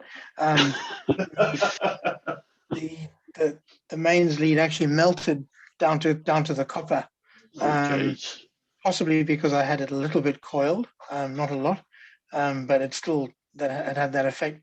And the amazing Richard Baird drove up from Maddington to Careen to give me his open EVSE, and I've been a fan of them ever since. Amazing devices. But anyway, can I ask a dumb Tesla question? Do Tesla support Android Auto? No. Nor do they support Apple Play. CarPlay. What do they play? Yeah. So there's CarPlay, there's CarPlay and the Apple version, whatever that's called. Yeah. No. I was just going to say, because Android Auto has just upgraded to support plug share, and I was just wondering about whether Tesla supported that or not. But Teslas don't need that because they've got built-in charger finders anyway. No, Ant. They in the in North America, you're dead right. In Europe, you're dead right. On the east coast of Australia, you're dead right, because who needs to find a 32 amp outlet when you can have a supercharger, 50 k's away? But in WA, it has the odd destination charger. But if you drive up north or go east across the Nullarbor, you get the message. I can't find the photo of it, but anyone that takes their car, well, if you drive your car to Kalgoorlie, a Tesla, it will get to a point where it has this warning message that says you're about to reach an area where there are no known chargers please, plan your next charge before proceeding. And you got to hit OK to clear that message, because the car doesn't know where the next charger is, because there are none. So does it not remember if you've used one? Oh, it yes. remembers that yes. and will take you there. Yes. So when I went around Australia, I kept getting these warning messages. If I had gone Did around, it say? Did it say beyond here be dragons? You basically, yes, yeah. But woe betide he who passed here, or whatever, however the saying is. Must go. Yes. Now, had I driven round again before I updated my MCU, all of those locations would have been known, and it wouldn't have panicked. So you're dead right, Ant. What Tesla ought to do, and since Elon is listening and watching at the same time, or he might have his eyes closed and just listening into the dulcet tones, we really do need Tesla to integrate PlugShare as an option. And rather than just having it as a website where you've got to basically be in park and use the web page, which is painful, they need to integrate it as an option, as a plug-in to the charge map, and let you set which things you're interested in, such as 32 amp, 3-phase, single phase, whatever. And they need to have that as an option. And that would be awesome for, like I say, places in WA where we are basically in the wilderness, Yeah. Well, Carmel's got a story about how that would have been absolutely invaluable had that been in her car when she first got it. Yes, totally, Pete. So for those that don't know, Carmen had her car. How long had you had your car for, Carmen, before you went to your sister's place? About 5 days. 5 days. And she eventually arrived at her sister's place. 10 hours later. 10 hours later, with how many kilometres left? 4 Ks. 4 Ks. Fortunately, she didn't realise how much mortal danger she was in until she made it to her sister's place and plugged in. Yeah. 4 kilometres before her car was going to stop dead. Yeah. And the car said it'll take 22 hours to charge. Well, Harold helped, actually. I had to ring. I rang Harry, and he immediately rang Harold, and he talked me through driving slower, etc., so that I could actually get there. Wow. Yeah. But another silly question is, it rained this week and I couldn't turn the wipers off. They came on automatically, but I tried pressing all the relevant push up and down and it didn't work. Turn off or on? They came on. I just wanted to turn it off. So you've got to go into the menu. Pete, do you know Model 3? You just slide it from... Yeah, it's on the touch screen. So you know how you have the screen and it's got 2 sections to it, the wider section for the maps and then the narrow one for the car. At the bottom of that narrower section, so in the bottom right-hand corner of the screen, so there's actually an icon for windscreen wipers that you can press, and it gives you, I think, 4 options. So auto. So 5 options. So off, auto, and 1, then 2, 4, 3, 2, 1. Yeah, whichever speed. Okay. But And if you keep it on, if you press the button on the stalk, doesn't that menu come up automatically? Yes, it does. Yes. So that's a shortcut. If you just press the squirty or but what I've found is automatic doesn't come on quick enough. Like if it's raining, there's too much rain coming on the windscreen. It does it less. If you're going less than 170 kilometres an hour, it works fine, John. Fair call. Fair call.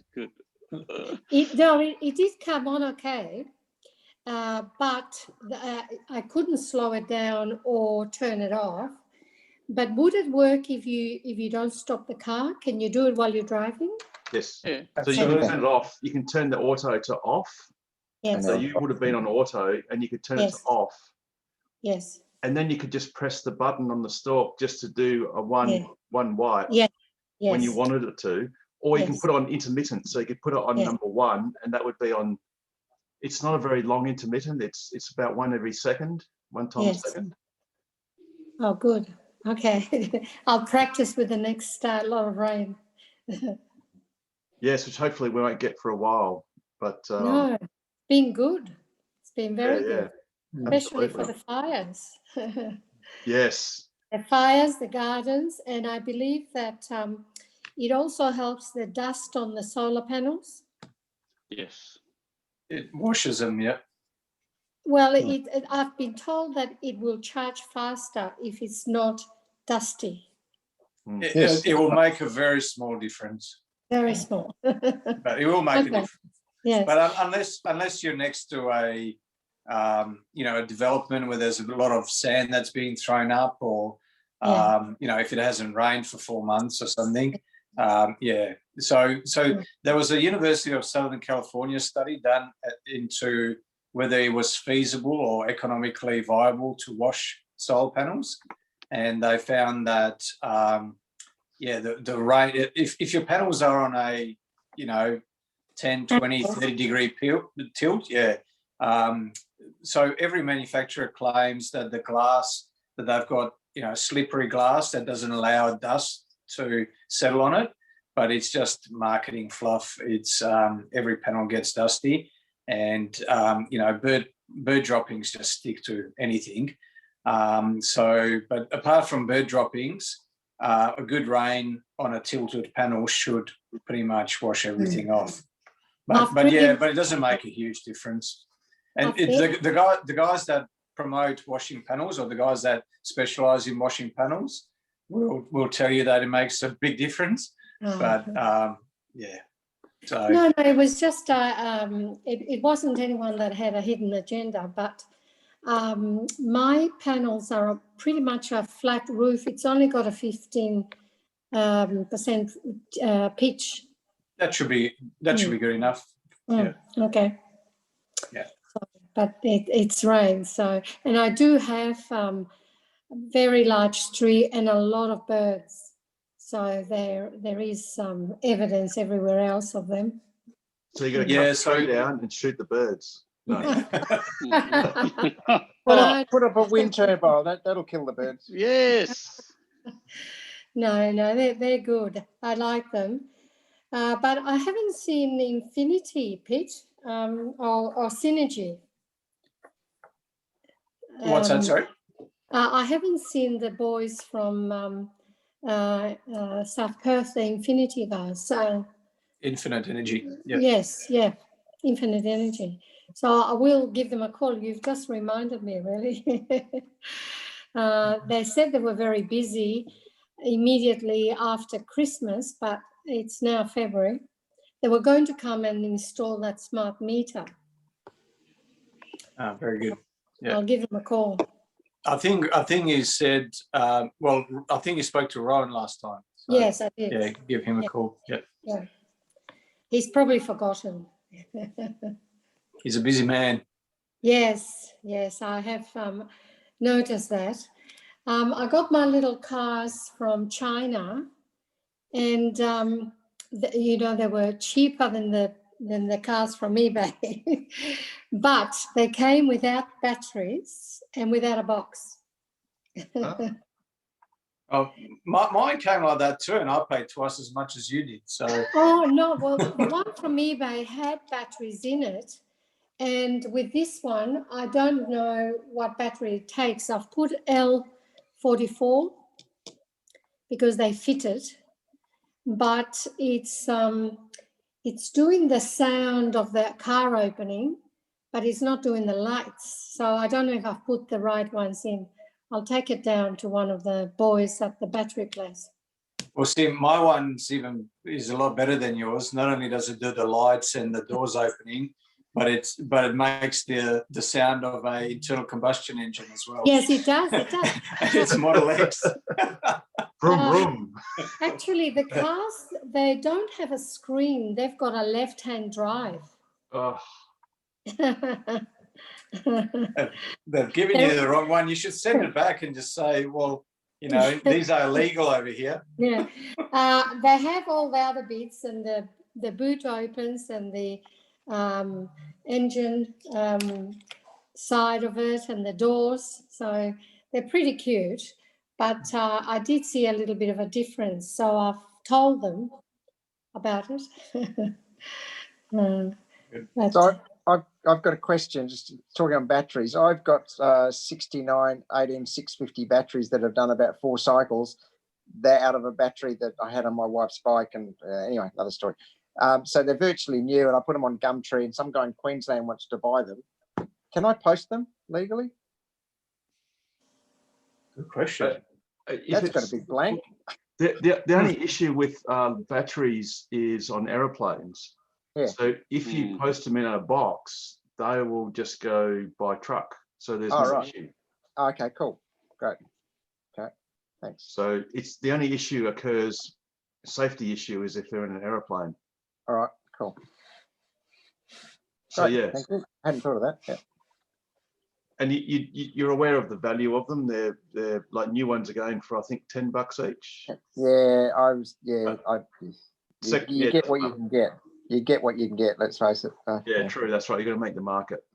I bought a dozen 18650 for a model boat that I put together for $4 each out of a Model S. Yeah.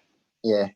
I'm charging a bit less than that, but these are all still welded together. You know what I mean? So. Oh yeah. Yeah. This guy had prepped them and put them in separate sleeves and everything for me. So that was $4 each. Yeah. That's great. Yeah, cool. Yeah. That's awesome. Was that off eBay, Paul? Or? It actually was off eBay, but the guy is just in North Brisbane. Yeah, he said he had 800 cells to sell, and I bought 12. So he's probably got some left. He's got a few left, I think. Yeah. So did you say, Paul, that was from a Model S? I think it's out of a Model S. Yeah, that's what he said anyway. So he pulled the modules apart. Apparently. Yeah. Wow. He showed photos of it and everything. Yeah. You got a bargain. That's a lot of work. That's more than $4 of work each. So. I know. I know. I was amazed. I think he probably bought the damn things, pulled it all apart, and thought, I'm going to make a fortune out of this, and then realised that, oh my God, who's going to buy all these? Because there's a lot, 800. They would have been more valuable as modules. Yes, probably. Yeah. There's a shipload more than 800 cells in a Model S. Yeah, there's 7,000. Oh, yeah, thousands. 5,000. Yeah. 7,600 or something. Yeah. But you can imagine handling even just 800. I mean, it's a lot. Yeah. Individually. Absolutely. Anyway, they power up my 3-foot long model boat very nicely. Thank you. Cool. Good to hear. It does about 25 kilometres an hour. This thing, yeah, nice. Wow, that's impressive. Pushing through water. Yeah, it's a scale model. I've got an 18650 in one of my dive torches. Tesla one. Yeah. A Tesla one, have it? Oh, good on you. Yeah. Excellent. Can't wait for the 4680 there, Richard. Imagine that'll last forever. Actually, one of my torches is about that big. So no, yeah. I'm game. I'll tell you what, these LEDs don't use any power anyway. I've got a little one. Exactly. It's got 18650. Burns for 2.5 hours or something, no problem. It's amazing. Yeah, easy. Yeah. I used to go diving and make my own in the river for prawns at night. And I used to do a lot of that. I used to make my own battery packs, and they were literally 5-6 kilos, and and a 50-watt torch. And it's on my head, and if you take it out of the water for more than about 10 seconds, it just melted the torch. LEDs have changed everything. But I'm old, but that's all right. That's all right. That's all right. You got an awesome car, so it doesn't matter. Here's an update. Here's an update for Carmen, right? Yes, hi, Rob. The charge pod that you had a less than ideal experience with. Just an encounter. Arthur River, which we've discussed in detail, has now been decommissioned. And it's back home here in my workshop in Coburn.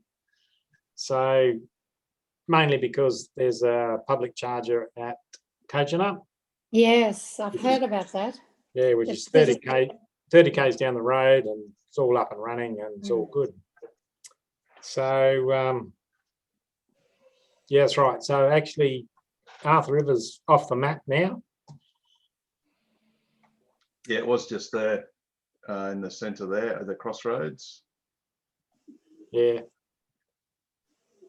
That's cool. So what are you going to do with that charger, John? What are your plans? Well, actually, ChargePod is going to be instrumental in our Targa West campaign this year.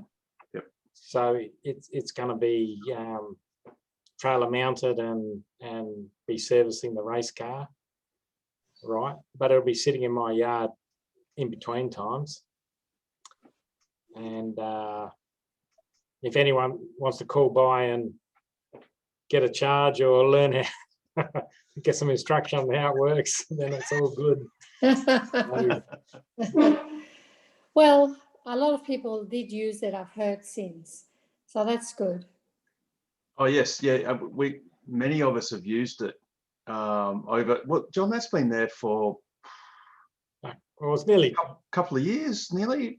Close on 2 years, and Yeah. it did nearly 1,000 kilowatt hours of charging, right? Yep. Wow. So it served its purpose. It opened up the highway. Another charger got put in down the road. There's going to be something else in Williams soon. So not soon. Yeah. It's going to be September. Or, you know, but at the end of the day, Yeah, exactly. a lot of people are using. I mean, Pete McMullen, he used it. He was the main user of it. He was going to Albany all the time. Yep. With a Model 3, I think he's a short range, not a long range, and needed to charge there. And, you know, like as far as I'm concerned, it did its job. Great learning for me because, you know, a lot of people had difficulty, or some people had difficulty with it, not just Carmen, but several others as well. So, yep. You know, I learned a lot about, you know, you're going to put something out in public, you've got to make sure it's bloody absolutely foolproof. Foolproof. Well, yeah, and also the instructions, like almond proof.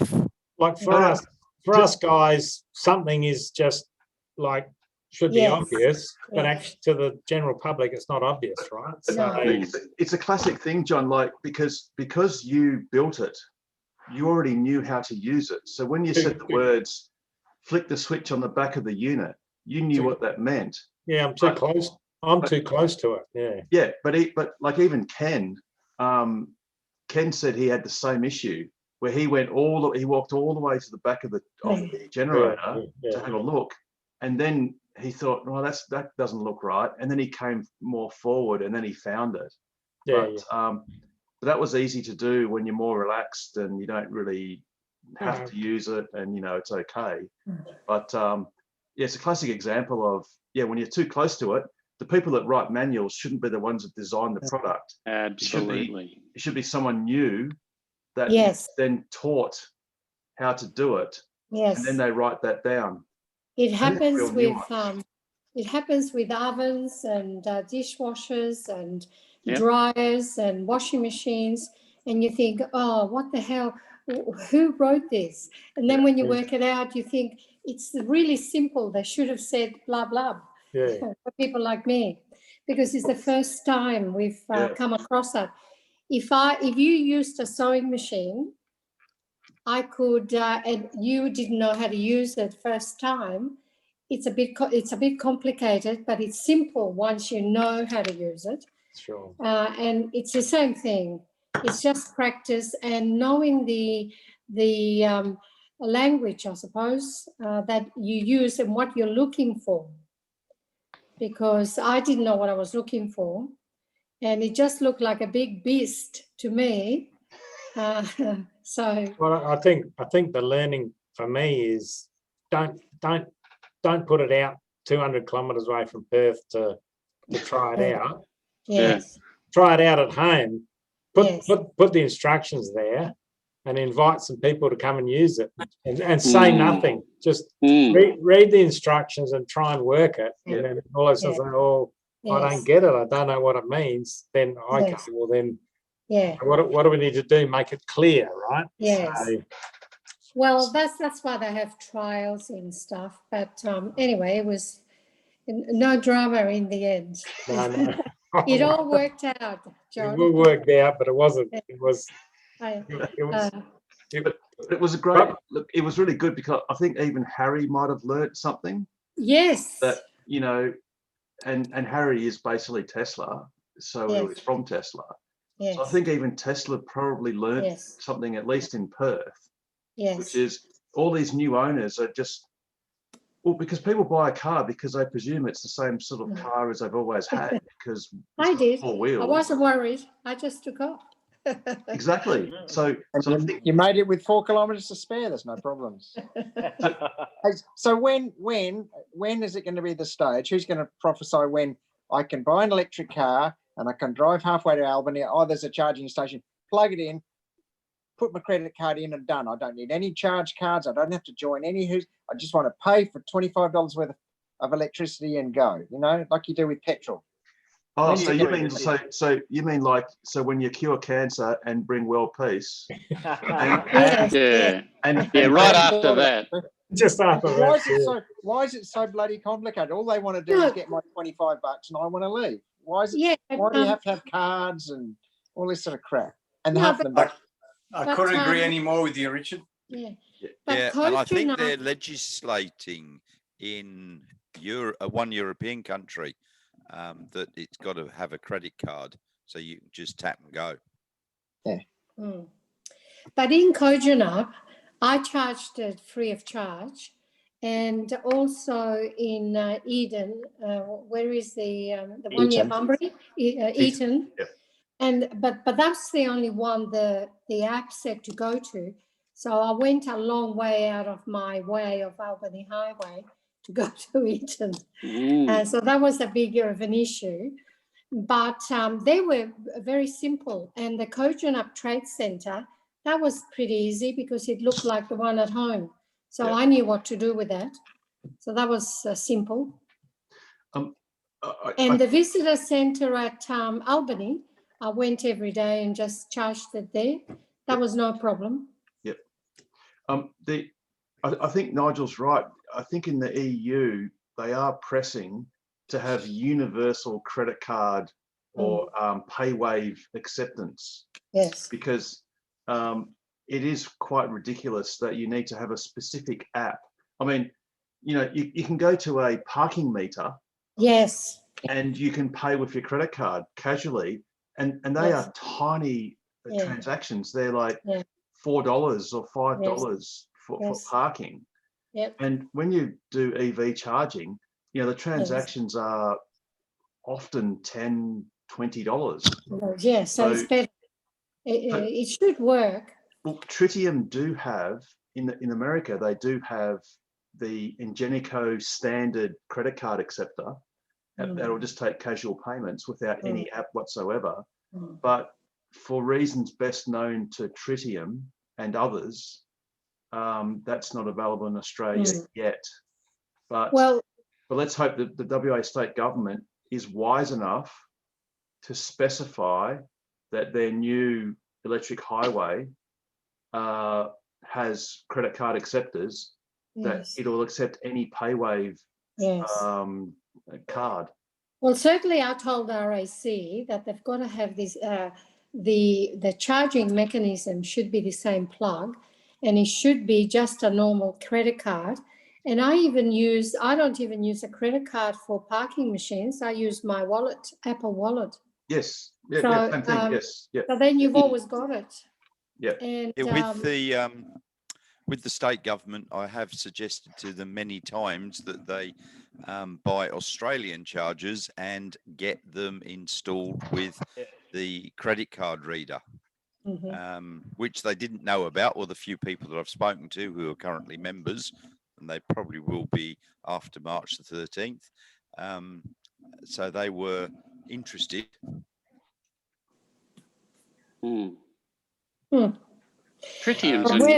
But whether they do anything about it is another thing. Yeah, well, that's a different kettle of fish. Yeah, the people that I talked to about insurance and stuff had no idea of what a Tesla really was. They just classed it as an ordinary car, basically, with a more expensive maintenance, they told me. Well, yeah. But you should have got a discount for having a, because RAC provide a discount for a low emissions car or whatever they call it. No, I'm still arguing with them on a point of principle because I was charged $1,600. Jeez. And and it's only the Tesla 3. And I argued with them and they just kept sending me the same. They wouldn't put me through to a senior person. And the same girl, when I asked for supervisor, management, CEO, someone else, she still called me back. So here's a story for you. So I insured my car when I first bought it back in September 2019. Tesla Model 3 standard range, $580 with RACWA, 580. Really? Yeah. So then fast forward a year, I came over to Brisbane, brought the car over, got the car in Brisbane here, and they kept sending the invoices for my renewal to my old address. I thought I'd changed it over, but it lapsed. So for the last few months, I've been driving uninsured, which is bad, but I haven't had any accidents, hadn't needed the insurance. So I rang them up this week, rang up RACWA. I want to reinsure my car as per the original agreement. They went, oh, sure, fine. Now, where are you living? Told them my address, and they said, oh, we can't insure it. We're a different company. We can't insure cars in Brisbane. I said, well, it's still registered in WA. And they said, no, you live in Brisbane. I said, well, okay, fair enough. So we can't insure it. So anyway, I go and start hunting around, and the prices were in excess of $2,000 from almost everybody. Yes. Really? So I went to AAMI online and I got a quote for $1,392 for my car with a 1500 excess. But I thought, well, 1500 excess, I'm not going to be causing any accidents or bumping into anything because I use autopilot all the time and I'm a pretty safe driver. So that's fine. If I happen to bump into something, I'll pay the excess. So $1,392, and then I rang up the RACQ, Queensland, and said, I've got a quote for my Model 3 at $1,392. Their original quote was close to $2,000, like $1,897 or something, with all the possible benefits and the fact that I was an RAC member in WA and everything. And I said, well, I've actually got a written quote here for $1,392 from AAMI. And they said, oh, we'll match that. Oh, really? Okay. Yep, straight up, just like bang, there it is. We'll match that. So $600 off the price. So Carmen, I got a Model 3 Performance that I got in November 19, and I got full no claim. And my quote was $850, and I just paid my renewal just recently. And again, it was about $858 or something. Really? That's what it should be. It's ridiculous. Because I said, why is it so cheap? They said, well, it's electric, so it's 25% off before you start. Yeah, exactly. That's what I had originally. Well, it's 25% off if it's, I think, 1 year old, and this is only for 5-year-old cars. And then every year it goes that it gets older, they take off slightly less. So it's 25%, 20%, 15%, and so on. Yes. With a low emission vehicle. And with my car, which is I guess worth about 60, it's $959. I think mine's insured for 100 now. It was 110. So. Well, the girl also insisted that my car was worth 74, and I said to her, well, I've paid 81, so why are you saying it's 74? And she said, well, that's the price we've got here. And I said, well, you must be talking about Chinese cars. Mine is from California. It is worth 81, and I can send you the receipt. Yep. Nothing would dissuade her, and it is a $500 excess, though. That's probably the Red Book value for it, but you can go with agreed value and say I only wanted insured for 74. You can insist on that. But you can't replace Yes, it. when I took out my insurance, I'm with RACWA, just over a year ago. I've just renewed it. They gave me the quote, and it was about $750, and it was for a certain value. And I phoned them up and I said, "Why is it for only this?" Because the car was 74 on the road, and I've got PPF and I've got the full self-driving and so on. And they said, that's what the Red Book says. That's all we are allowed to insure it for. And there's no changing that. And I said, well, I've paid Can't you all go this, agreed and they value, actually ended- Nigel? Can't you go agreed Sorry? value? Can't you use Yeah, agreed value? But Ant, even with the agreed value, RAC has a limit. There is an upper Yeah. limit there. So, Oh, so they okay. have an upper limit. limit. Yeah. I actually managed to get it to, I think, 78.5. Do they have? And that's what it's insured for. Do they have a new for old replacement for the first couple of years? Yes. So wouldn't that cover it anyway? Because even if the new value or new costs have gone up slightly, they should just still furnish you with a new car if it was written off. Honestly, I don't know that they're doing a new for old. I think it's just an agreed value. That's what we're going to give you. You go and buy whatever you want with that. Okay, right. But don't quote me on that. I've got to go Yeah, and read cool. the policy a little bit. That's my understanding of it, that they would not give any more than what they perceived the value was or what the book said. Yeah. I think you need to ring again and get a different girl. Well, Or I've die. tried. Well, I'm waiting. Perhaps she might go on holidays or something. But I've tried 3 times, and I get the same person, and she's emailed me, and I said, she said that I quoted that other people had much different deals. And I actually quoted 780, which one guy on Facebook said he had paid. And she said, it all depends of where it's housed and individually. And I said, but I'm probably in the safest suburb and I've got a secure gate as well as a secure garage and I work from home. So you can't get better than that in the western suburbs. And she still said, it's all individual, and that's what we will be. So after 3 times, I didn't try any longer, and I actually asked her if I could get a refund, and I would move insurance, and she said they wouldn't refund the whole lot; they would only refund a portion. So I said, okay, I will wait till renewal time. All right. Hey, folks, I'm going to go to bed. It's 11:30. It's 11:45 for me, so I'm going to bed. Paul, you're doing really well. Yeah. Well done, Sam. I'm off to see you guys. Okay, Paul. See you. All right, Paul. Good night, take guys. care. See you. Cheers. Nice chat. Hey, Carmen, actually, I've got the stats here in terms of the safest suburbs in Perth.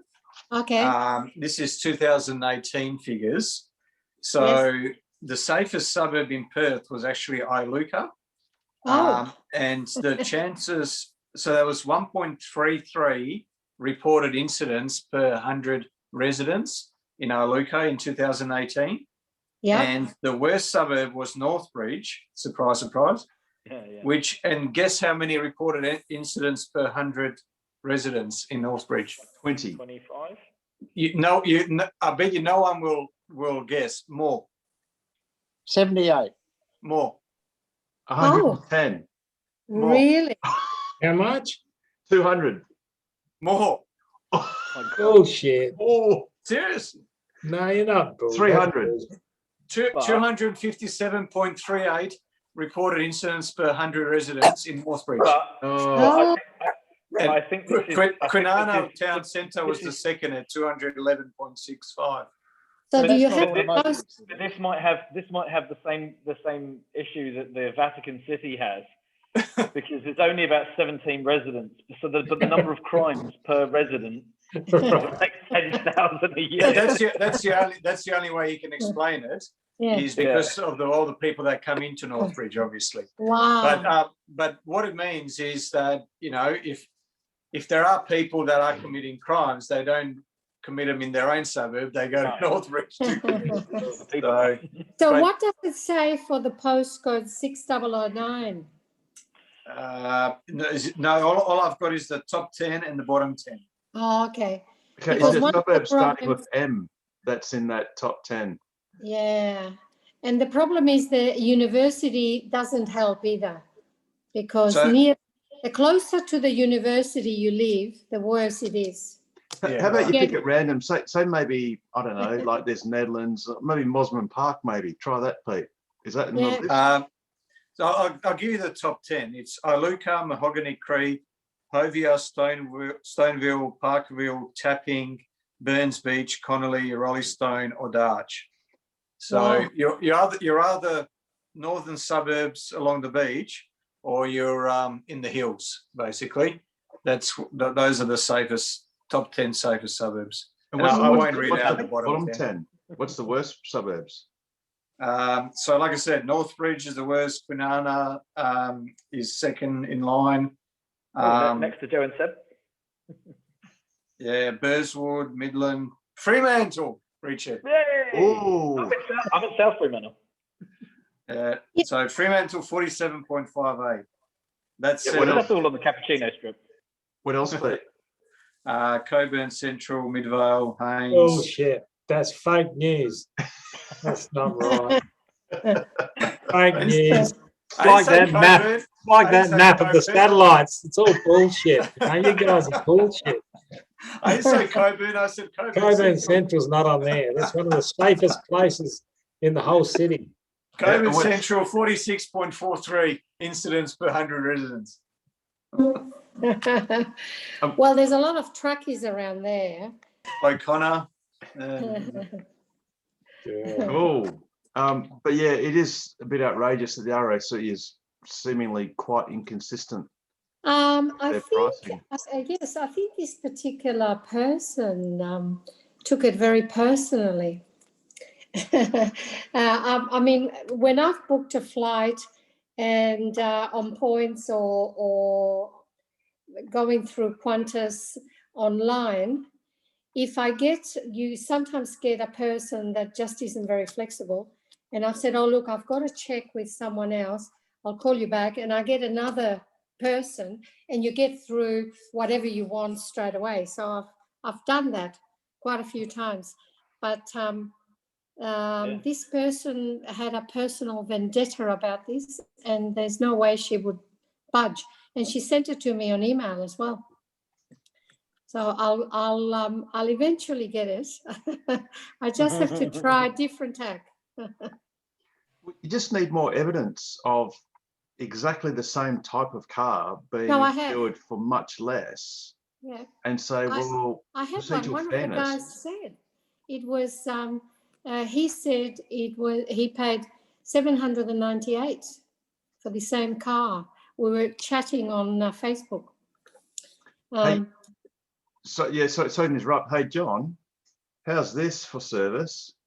Perth's about to get absolutely peppered. God, don't expect me to believe that now. That's awesome. See, there's more proof that Elon watches the channel live. Yeah, I'm getting a screenshot of this. Sounds all good, right? That's on YouTube, mate. It's recorded for posterity. Like it's we are getting absolutely peppered with where do I sign up? Where do I sign up? Starlink.com. Pete, So those are all active, Pete are they? texted me the link last night, so I've got the link. It's all good. I don't know if they're active actually, Richard. I think being yellow, I presume they're not actually actively operating in active mode. You imagine when they got their 42,000 up, the whole place is going to look like that. Oh, it's just What's this big thing here to the left? Are they looking for that down plane? This slinky here. Oh, sorry, that one there. This long one. Yeah, is that looking for the Malaysian plane that got sunk? Yeah, that's right. Yeah. So are they the most recently just deployed? The last 60 they put up? Uh, A few days ago? No, I don't think so. Actually, these ones, whoops, that's 18. I think there is more than that since. So the ones that were deployed a few days ago, I don't think they're on this map. Right. But I think these ones here, they are the polar ones because they look like a very steep orbit. Whereas I think these ones are the standard ones. Hey, Harold, how come some of these circles are round and some are elliptical? Because the world's flat, right?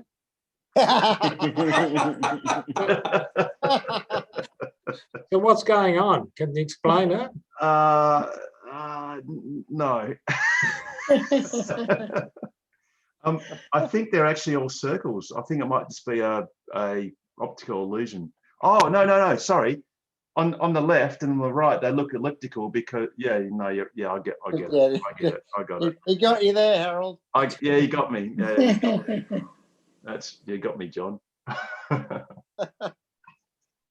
Anyway, so there you go. So Elon does listen and does watch, and he sent me a quick text to say, hey, have a quick look now because we can stitch John up, and we can convince John to signing up for $139 deposit. You're generating fake news at the same rate as Pete Petrovsky, 50% crime rate in COVID Central. It's all bullshit.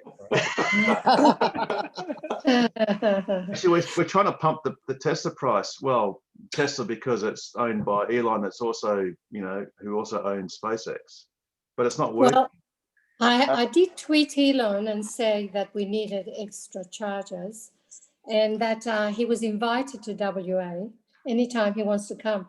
The world's safest city. Yes. Except Coburn. Except Coburn. And Fremantle. Northbridge. And Fremantle. He's welcome to land his, what has he got? He's got a Stream, Gulfstream or something? Gulfstream something. Yeah, but he doesn't own it anymore. He doesn't own any assets, remember? Yes. Sold up everything. There is a saying that you should never own anything that flies, floats, and another F word. You should always rent it. And that's a very sage advice. That's the quote of the night, that one. Good old Elon. I think he'll manage. Yeah, I think he'll be all right.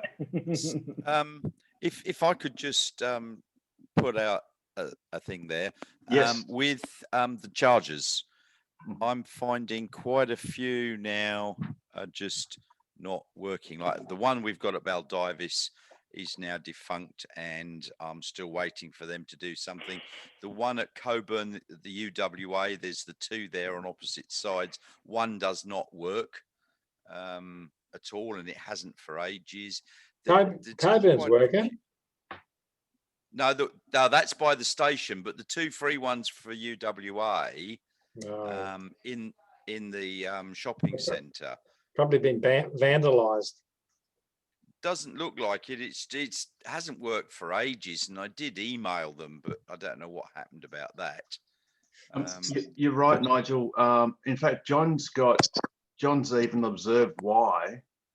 He's cut the cable off a HPWC, the Tesla destination charger, and the control pilot line that regulates the how much charge goes into your car or tells the car what to do, has been too tightly wound on the cable setup, and it basically just fractures internally, and it fractures at regular intervals along the cable, so it becomes it becomes unusable.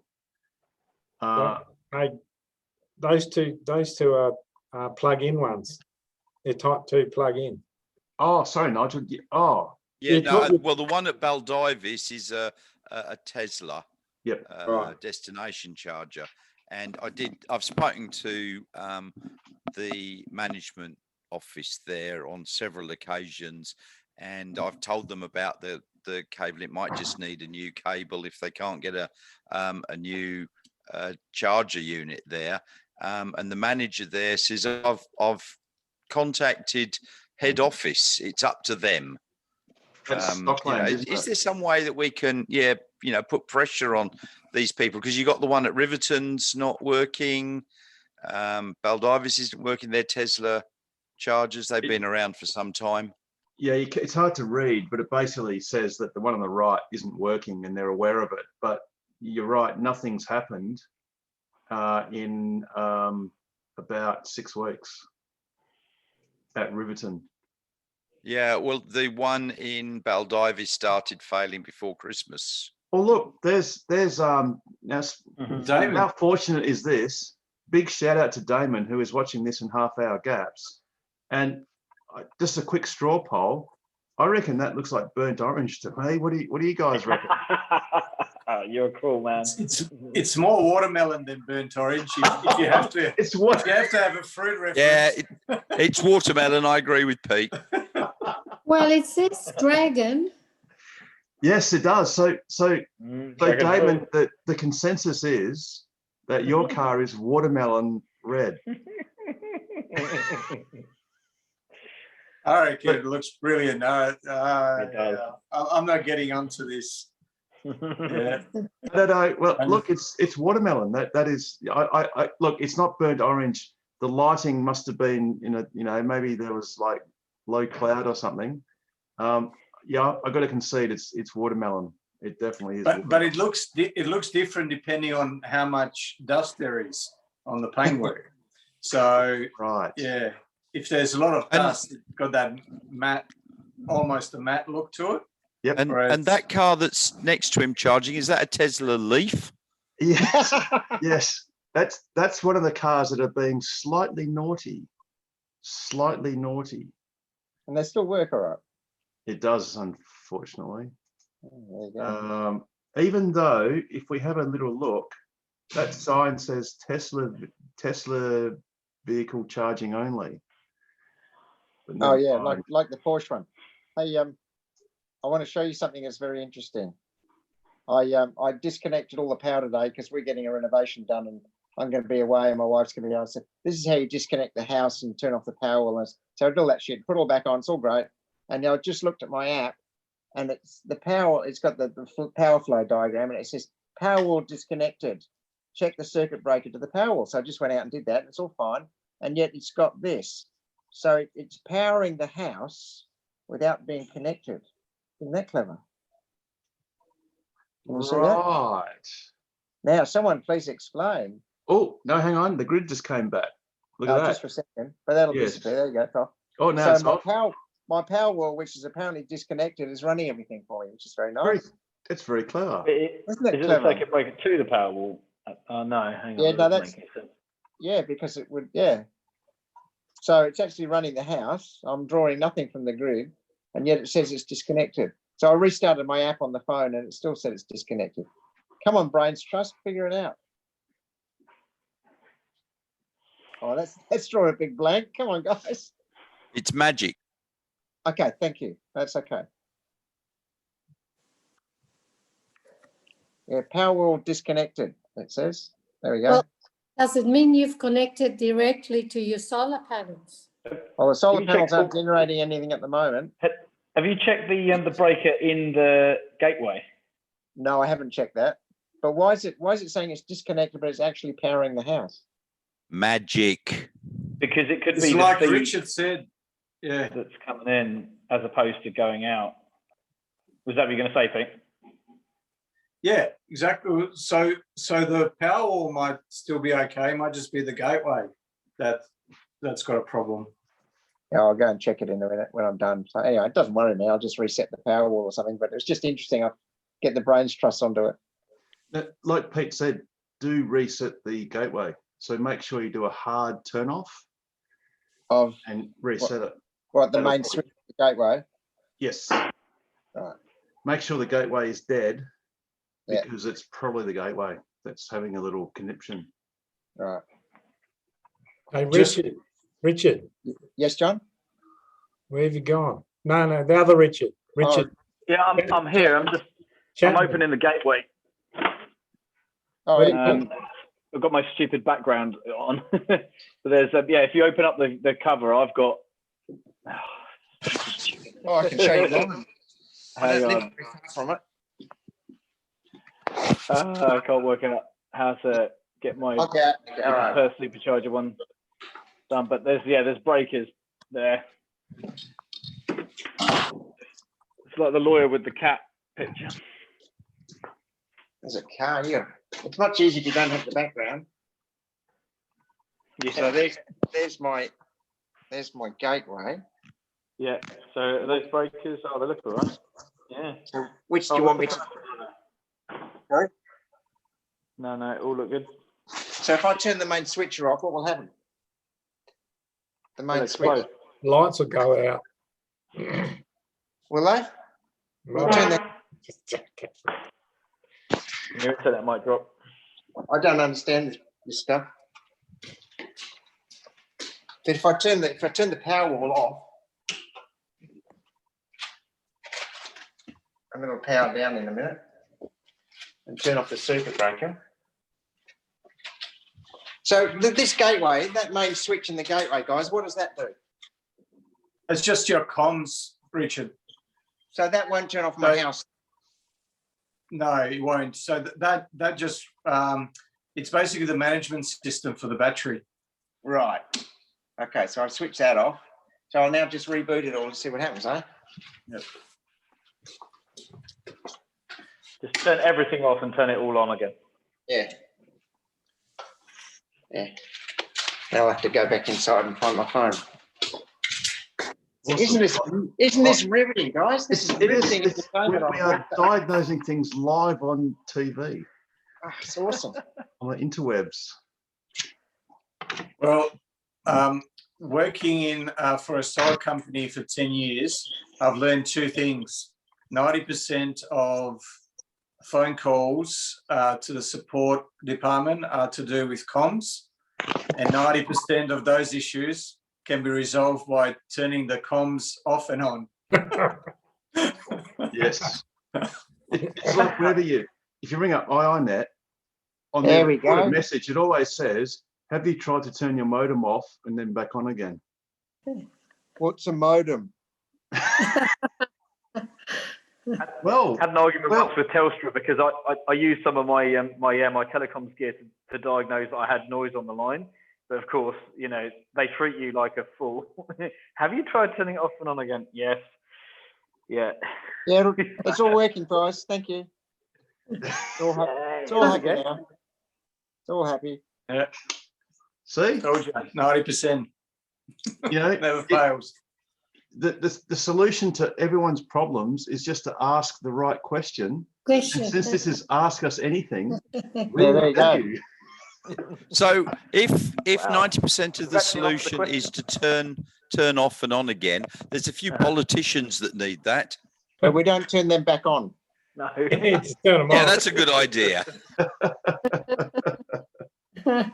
Oh, dearie me. No, the problem is that we are the ones that are turned off.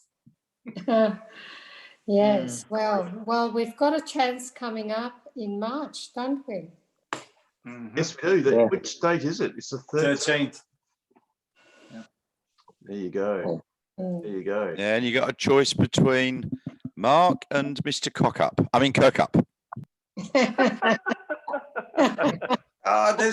There are other parties apart from those two as well. Yes. There are indeed. It's very tempting. So what are you drinking there, John? I'm having a beer out of a wine glass. Yeah, I thought it was a bit weird. Yeah, that's what you do down in Coburn. See you guys, I've got to go. See you, mate. He just wants to feel effluent. That's all. Effluent rather than affluent. I love it. It's all I had handy. Oh dear. All right. Anyway, good night, guys. Have a good night. See ya. No worries, Richard. Take care, mate. Good night. Yeah, Good night. I'm out. Night, everyone. All right, I'll go and do a few more emails. Good night, everybody. Good night. Yeah, I think this is a good time yet to say good night. Everyone take care. Like and subscribe. Hit the notification bell.